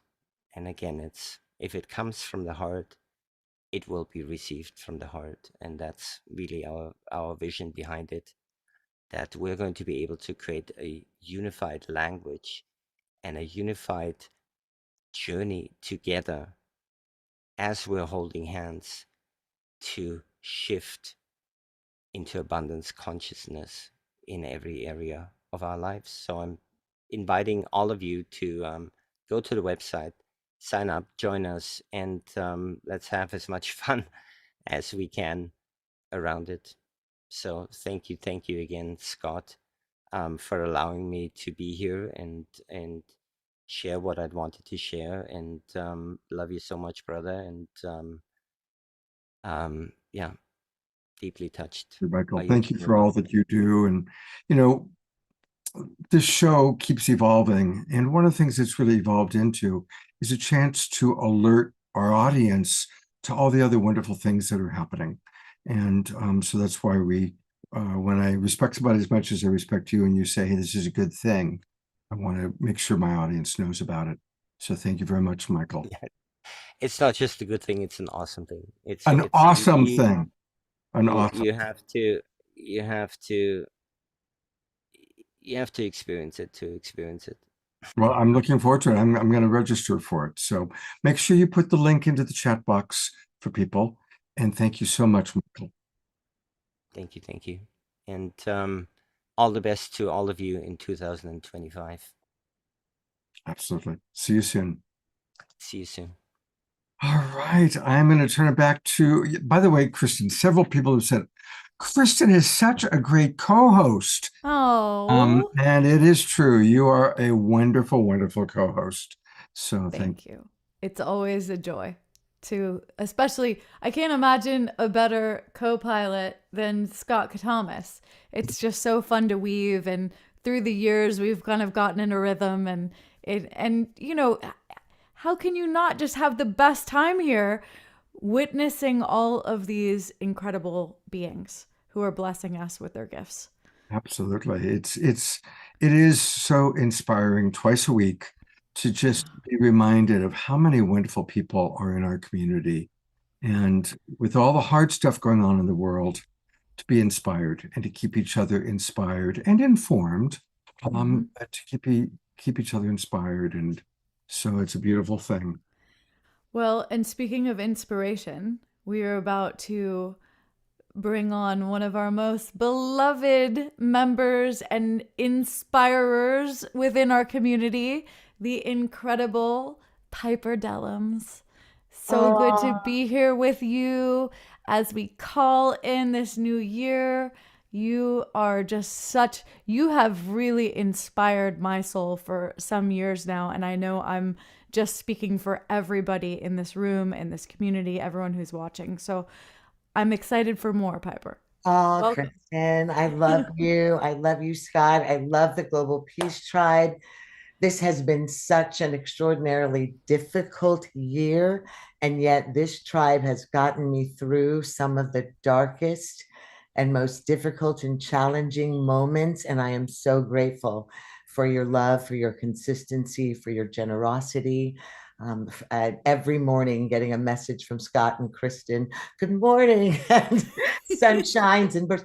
So celebrating you, Scott, today is such an honor. And speaking about the dark places, when Kristin is asking, what was 2024 like for me, or what is the most elevated moment or memory? And I would say that it's probably happening right now, because as you know, I'm a legacy of politics. I'm heavy into politics.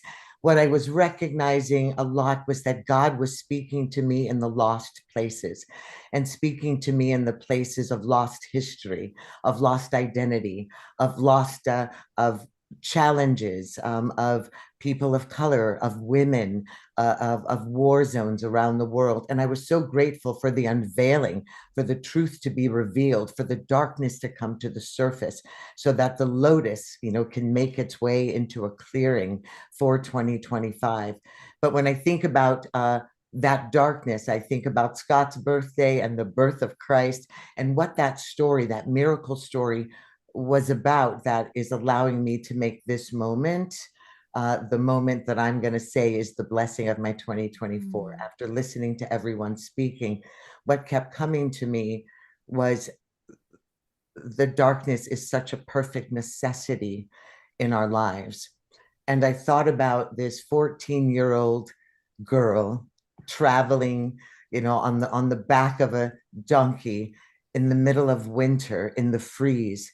And it was this embrace of all of us that have felt the coldness of the world, and all of us that have felt the world saying there's no room for you at the inn, there's no place for you here. And then they found themselves in this beautiful miracle story in this manger. And when you actually think about a manger, it's beautiful in the Christmas cartoons, but the reality is you're there with farm animals and their dung and the flies and the stench and the filth. And here is this young girl and her beloved going through what we go through as mothers, when everything in our bodies is being moved out of place, where we are being forced to push, and the blood of our birthing, the substance of life, and the being ripped open in the middle of a filthy, dark, smelly place. And yet, what is coming forth? What comes forth? Love was birthed. Hope was birthed. The light of the world was birthed. And this is what I am hoping and believing and knowing for 2025, is that through this darkness, we will be birthing the Christ consciousness of humanity. And we have to look at the dark places as being the most beautiful places, and our labor making sense, and our cry making sense, and knowing that everyone that is going to be present to hear the first cry of love in the world, which is us, which is this tribe, which are the light workers and the truth seekers and the open hearts, we will be blessed once we get through the labor and the push of all of this. And I think so much about the beginning, that what they call biblically the first Adam. And Adam, in the Hebrew meaning the blood, but the atom, the atom meaning the light, and Eve meaning the evening, meaning the darkness. This truly is a time of the birth of the divine feminine, because the Genesis story says darkness was upon the face of the deep first. That is Eve. That is the evening. That is the woman. That is the womb. Then God said, let there be light. So I'm so grateful that we are awakening to the consciousness of the divinity of woman, of Pachamama, of Gaia. And we will find peace in the darkness, because life and love is about to be birthed, as Scott was birthed, the light and love of this community. And thank you, Scott, for laboring with us, laboring for us, bleeding out for us, and giving of yourself. And I just thank you for being able to recognize that in the here and now. And I love you. Thank you, Piper. One of the highlights of my year was actually meeting you in person. Oh my gosh, that was the best day. At Gary Malkin's going away party. Yes, at Gary's going away party. He's at Gary Malkin's going away party. And speaking of the angel, look who dropped in to join us. Hello, hello, hello. Hello, Wow, oh my God, Piper. Oh my God, what you just said. What an inspiration you are. God, what a beloved, beloved gift you give us by your presence. Amazing. Thank you, Scott, for everybody's tired. It's late here in the East Coast. But thank you for giving me a chance to wish you happy birthday, Scott, and Kristin, and Swami, Steve, and Trudy, and all my friends. And I just wanted you to know that on the day before Christmas, I got to see my favorite movie of all time, which is It's a Wonderful Life. And I saw it for the 1,000th time on the big screen. And I literally felt like I feel like George Bailey right now. I feel when he opens up the book of Mark Twain, The Gift from Clarence at the end, and says, none of us are a failure. No one can be a failure with people if you have a friend, right? And so here we are in this community with such devotion to the birthing process, to the, as Barbara Marx Hubbard would say, the death birth, to the chrysalis, all these metaphors, right? And all these things that you just said, Piper. But I feel like in all my plans to end up in Asheville, and I'm in this little Bedford Falls town called Turner's Falls. And it's just, I was sitting here thinking, I could never have predicted that I would end up in this little New England town. But it's just, I picked up Adam Gaskill a few hours ago from the airport, and we're going to be working on my bottom line base camp, GaryMalkin.com website, which I've been avoiding for 20 years, always hiding behind another name. And finally, it's like this unapologetic joy and gratitude that I know what I'm here for. I know what I came here for. I'm here doing it. And I'm lining up with the most beautiful beings, all of you right here. And thank you, Scott, for your unbelievable yes to me and to all of us. What a yes. This is what a yes looks like. Man, Scott, you're just unbelievable. Well, my favorite band has always been the band Yes. So, yeah, well, you show us what yes looks and feels like, brother. Thank you. And I love you guys. Thank you for the giving. I was going to get off because I didn't think I'd have an opportunity, but I'm so grateful, Kristin, all of you. I'm so grateful to be a part of this community. I wish you all, this is going to be the year where we're going to be all needed more than ever for that thing you talked about, the high pipe, for letting it come through and serving the light. And this is going to be the year when we are here to do our work in the way that we are needed more than ever before. So blessings, blessings, blessings for a beautiful year. I love you all. Thank you for letting me speak. Gary. Love you too, Gary. Love you, Gary. So blessed to see you tonight and feel you. And we're about to also be blessed by one of Piper's gorgeous videos, which is also going to carry us through with the grace of Gary's music in support. And tell us a little bit about this piece, Piper. Well, this piece actually was inspired just by Gary sending me some of his music to help heal me when I was coming through maybe my 4th or 5th surgical process. And although it's not in the perfection place that I know perfect Gary would want it to be in, I was so moved in my soul. I am continuously moved in my soul by every way upon which God speaks to and through Gary. His music is medicine. His gift is medicine. I met Gary without meeting Gary, as you all may know, in the healing process after my father passed away. And it was Gary's music, Gary's wisdom, Gary's genius that got me through the most trying grief period of my life and ascended my soul to a whole nother level of beingness. And Gary, for some reason, has been chosen in my life to also present that in my physical body to heal me. To me, Gary is the oncologist that my body has needed and requested. So Gary sent music to help heal me in the hospital, and images and footage and beautiful things that my husband and my ex-husband and I had been shooting all over the world. I had to dive into some of that because I didn't know any other way to thank him.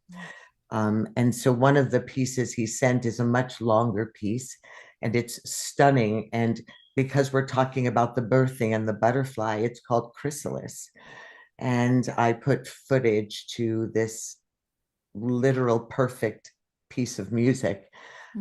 And I spoke from my heart what it was speaking to my soul. So in its incompletion, at least, it's beautiful to share a piece of that with you today, and share a piece of that with Scott as the birthing of Scott we're also celebrating. So that's what this is. Beautiful. And a suggestion to everybody, it is a beautiful piece. We've really enjoyed looking at it and watching it. The volume's a little bit low, so if anybody has earphones, this would be a beautiful to hear Piper's voice, that deeply, coming into the brain, and the music. It's Gary Malkin music, so it's gorgeous. So if you have earphones, go get them, put them on. Otherwise, turn the volume up on your device to as loud as you can, so that you can fully enjoy this beautiful, beautiful video by Piper, music by Gary. And we'll see you all on the other side.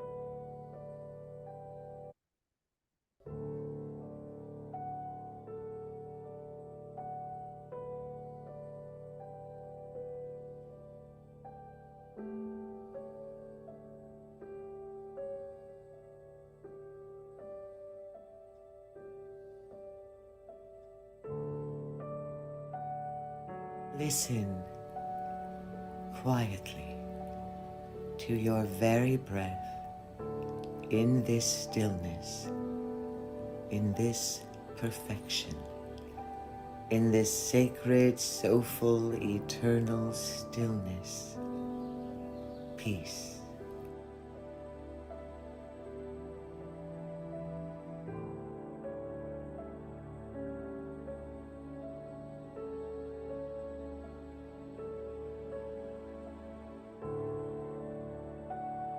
When I speak of peace, I speak of the practice of beholding the beautiful, beholding the majestic.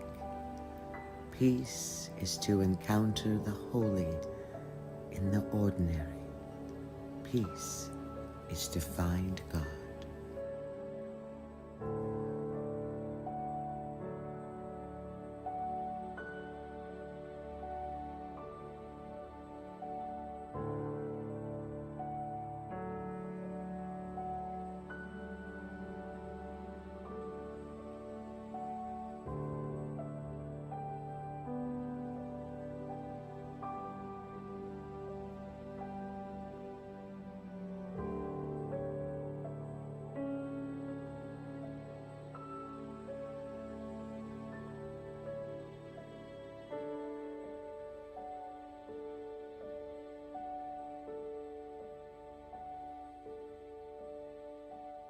For it only takes a moment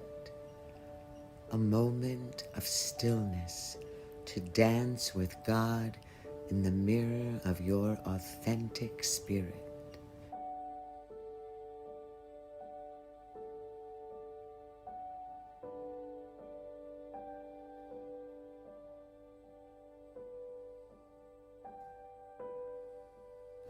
You are spirit. You are peace. You are love. Breathe it in.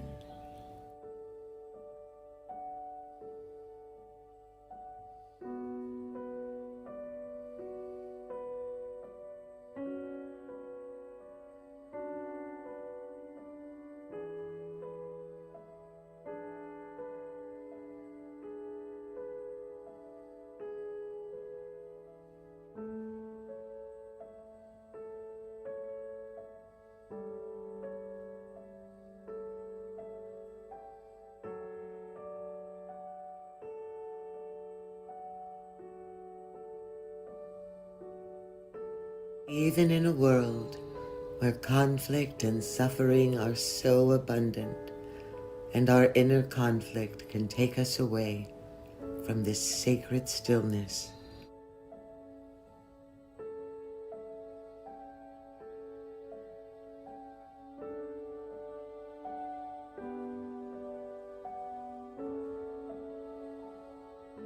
peace is always beautiful, and beautiful is home.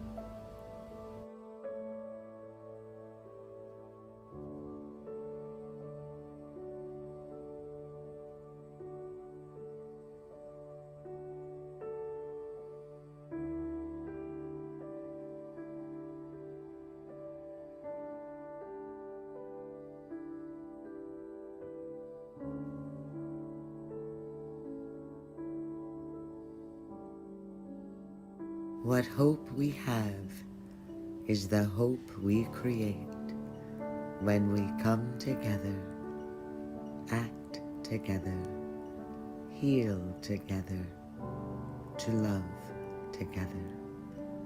We must first forgive ourselves and one another, for radical forgiveness is the road to peace. This is love. This is the stillness of God.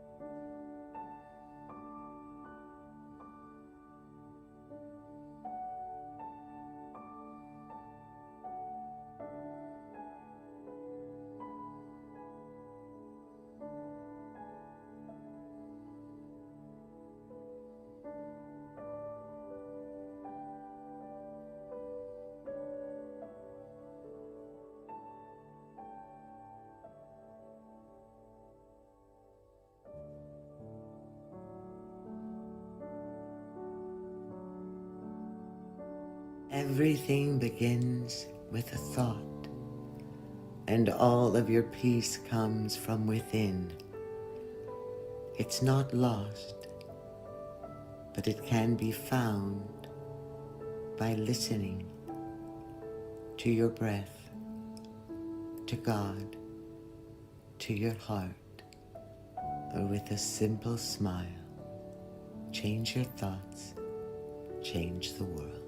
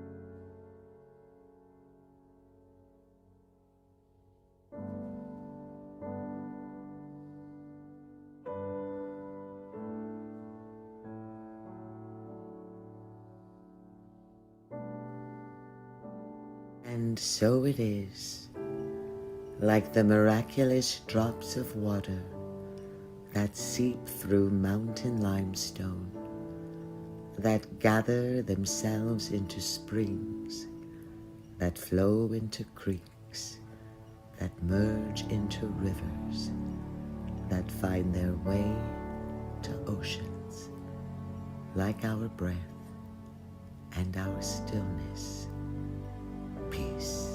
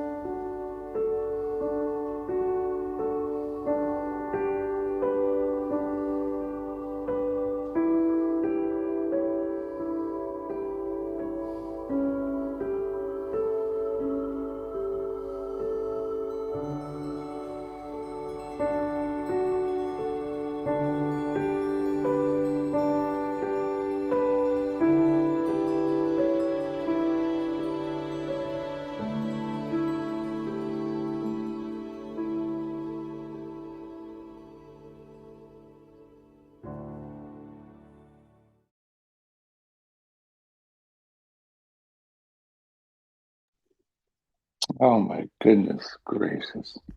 Oh. God, Piper. Oh my God.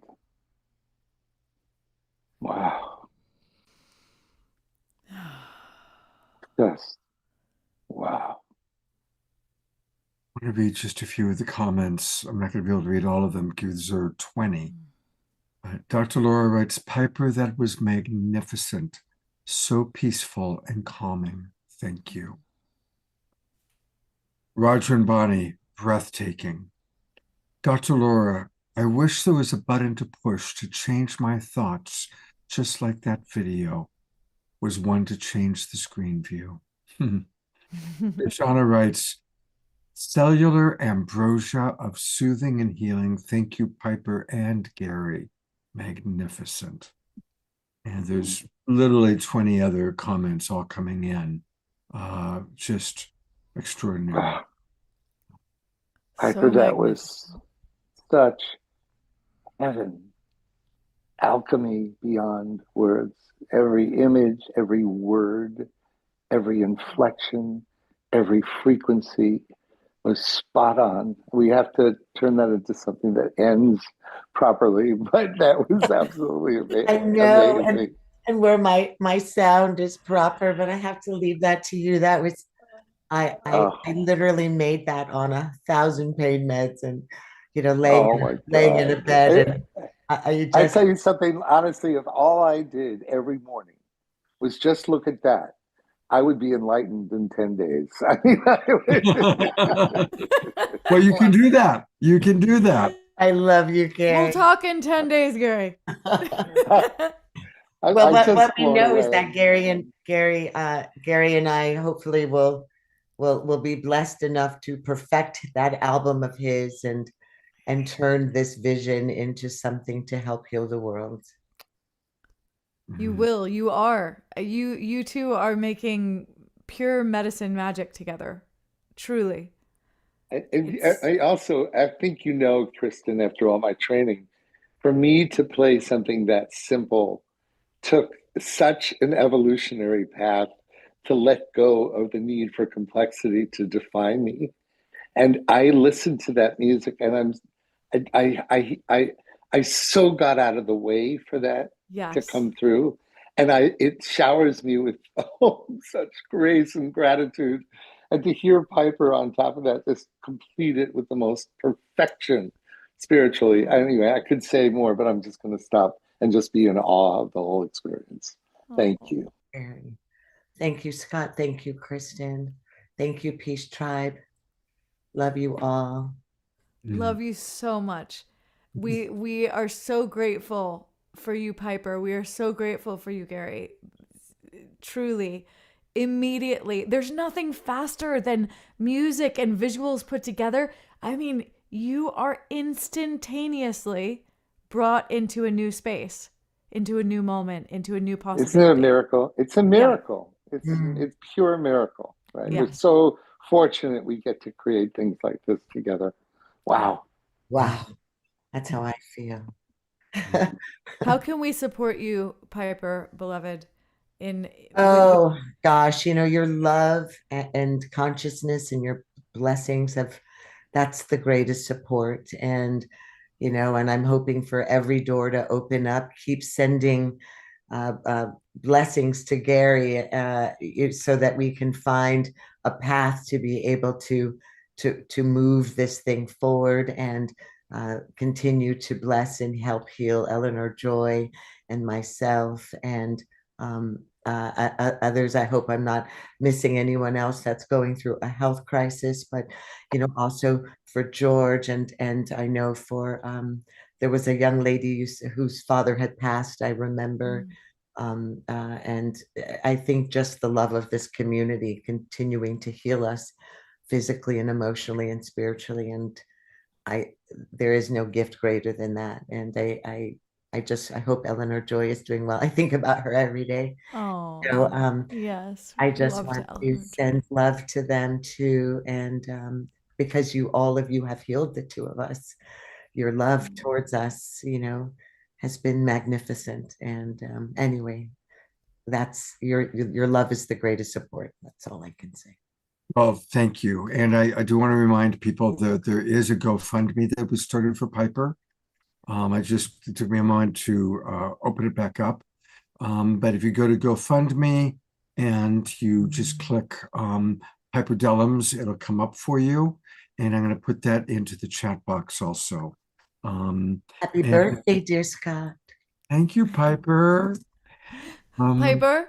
Yes. Let's pause. Let's take a power pause for a minute. I just want Piper to receive what.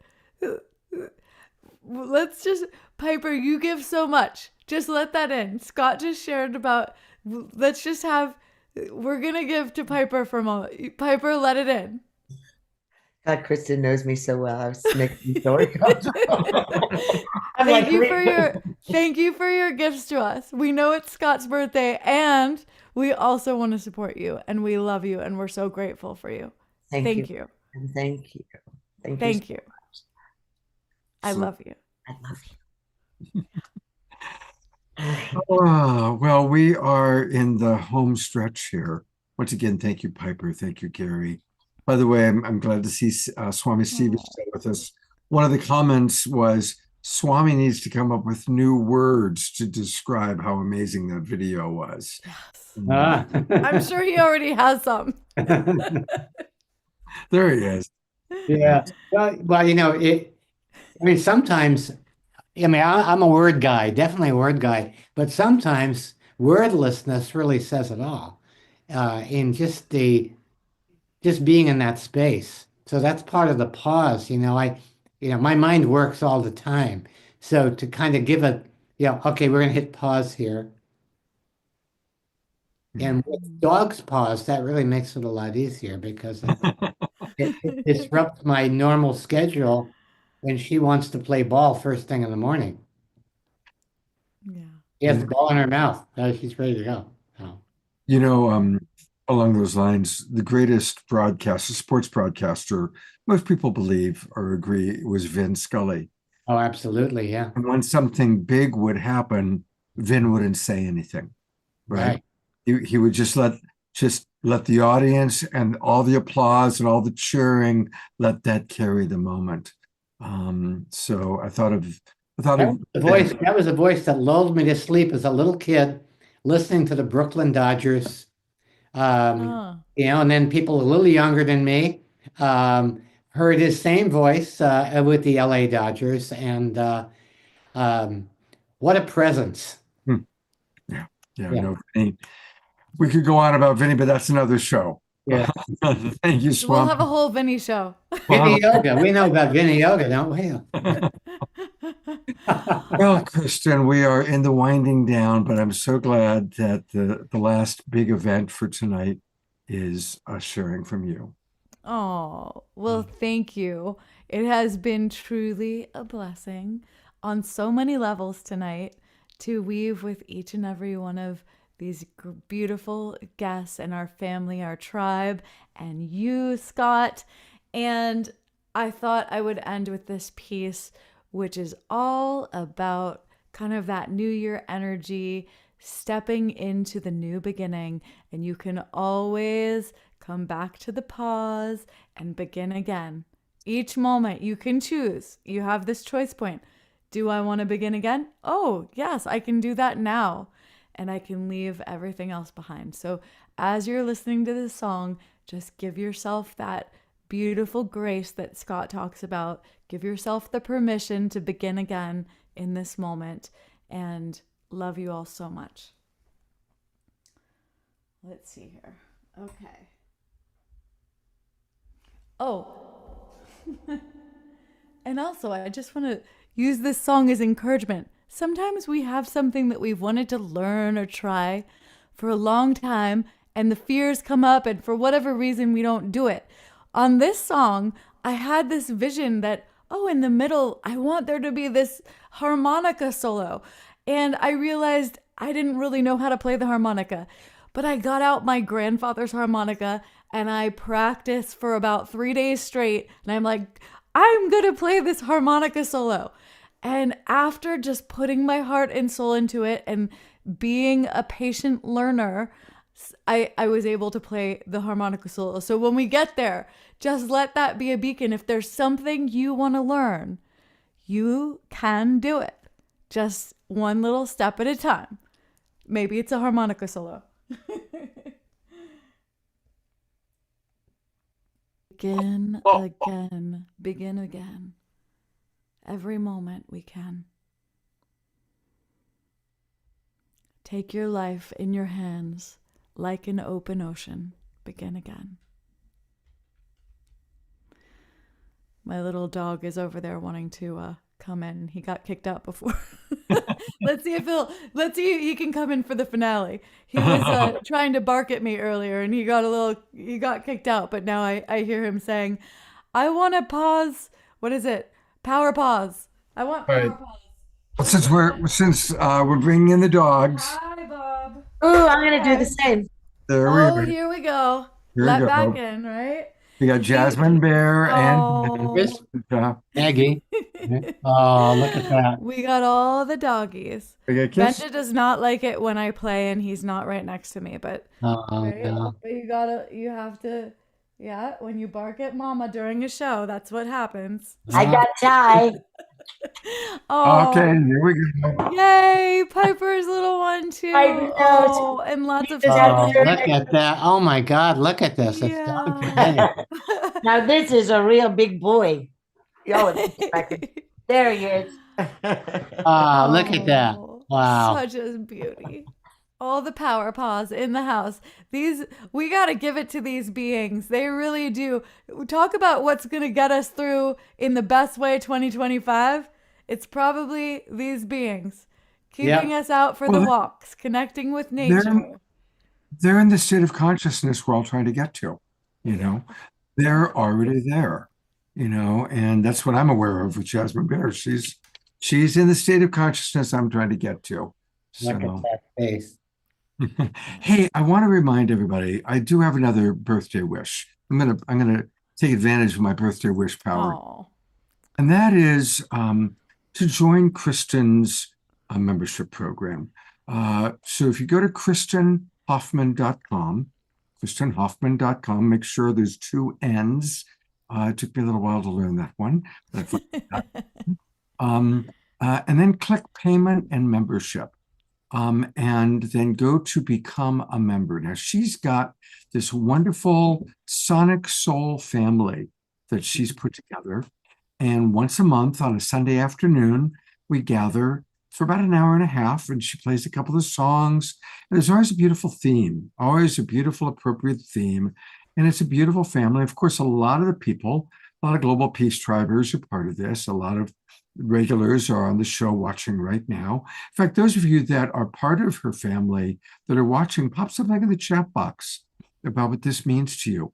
And you can join for as low as $11 a month. Or, of course, I encourage people to come in at the $33 or $77 a month level. And it's important for us to support Kristin. And it's important for her to know that she's got, you know, her monthly Patreon coming in. So let's all support her because she is the voice of an angel. One of the comments that came in earlier today, Kristin, was that Kristin Hoffman proves that angels walk among us. Oh, that is so sweet and beautiful. And I will tell you, I'm very human and I have my moments and my challenges and I have my inner frustrations in the moment.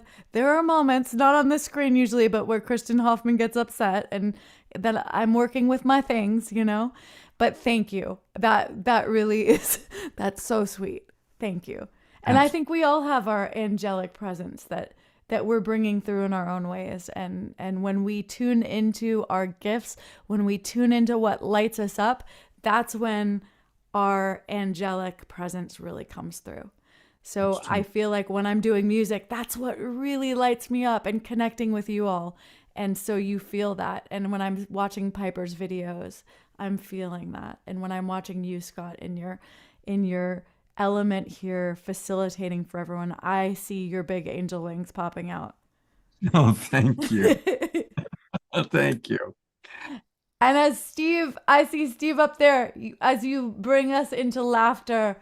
Ooh, I see some very fluffy wings that come out there. Woo, big ones, big fluffy wisdom wings that help us to laugh a little more.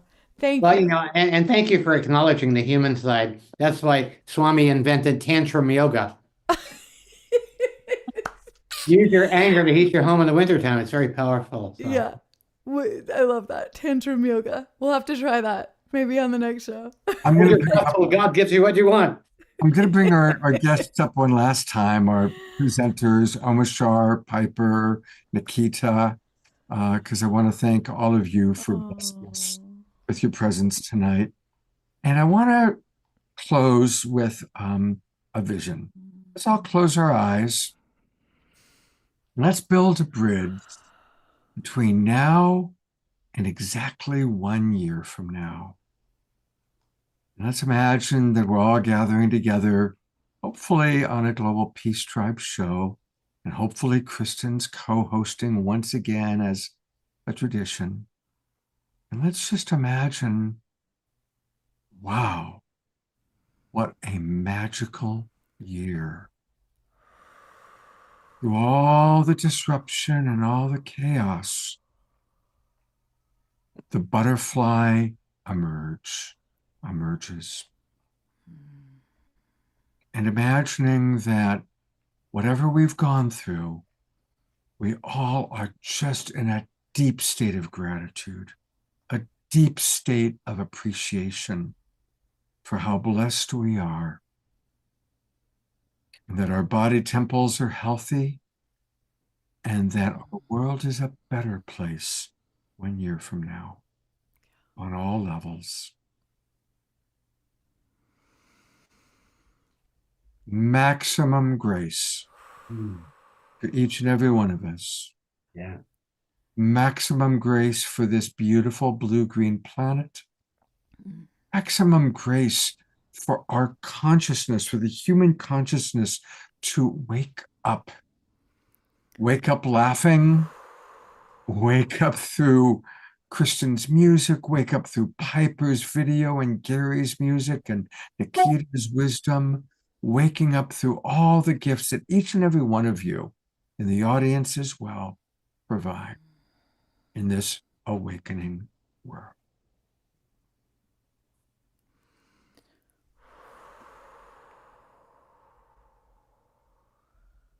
Thank you, everybody, for being exactly who you are. I do want to let people know that our next show, the first show of the year, will be this Wednesday night. It's going to be a little different. Of course, we'll have Omashar and music and Rayamana, but we're going to be doing visioning together. There's going to be a lot of prayer, a lot of visioning. We're going to invite everybody who comes into the Zoom room to share their vision, both personal and global. So that's what we're going to be doing on Wednesday night. And I hope to bring the new year in with all of you. Thank you And again. Scott, thank you for bringing us together. It's you, brother, that brought us together. Thank you so much. It's my pleasure. It's my honor. Yeah, it is. I'm going to go to gallery view one last time. We can all see each other.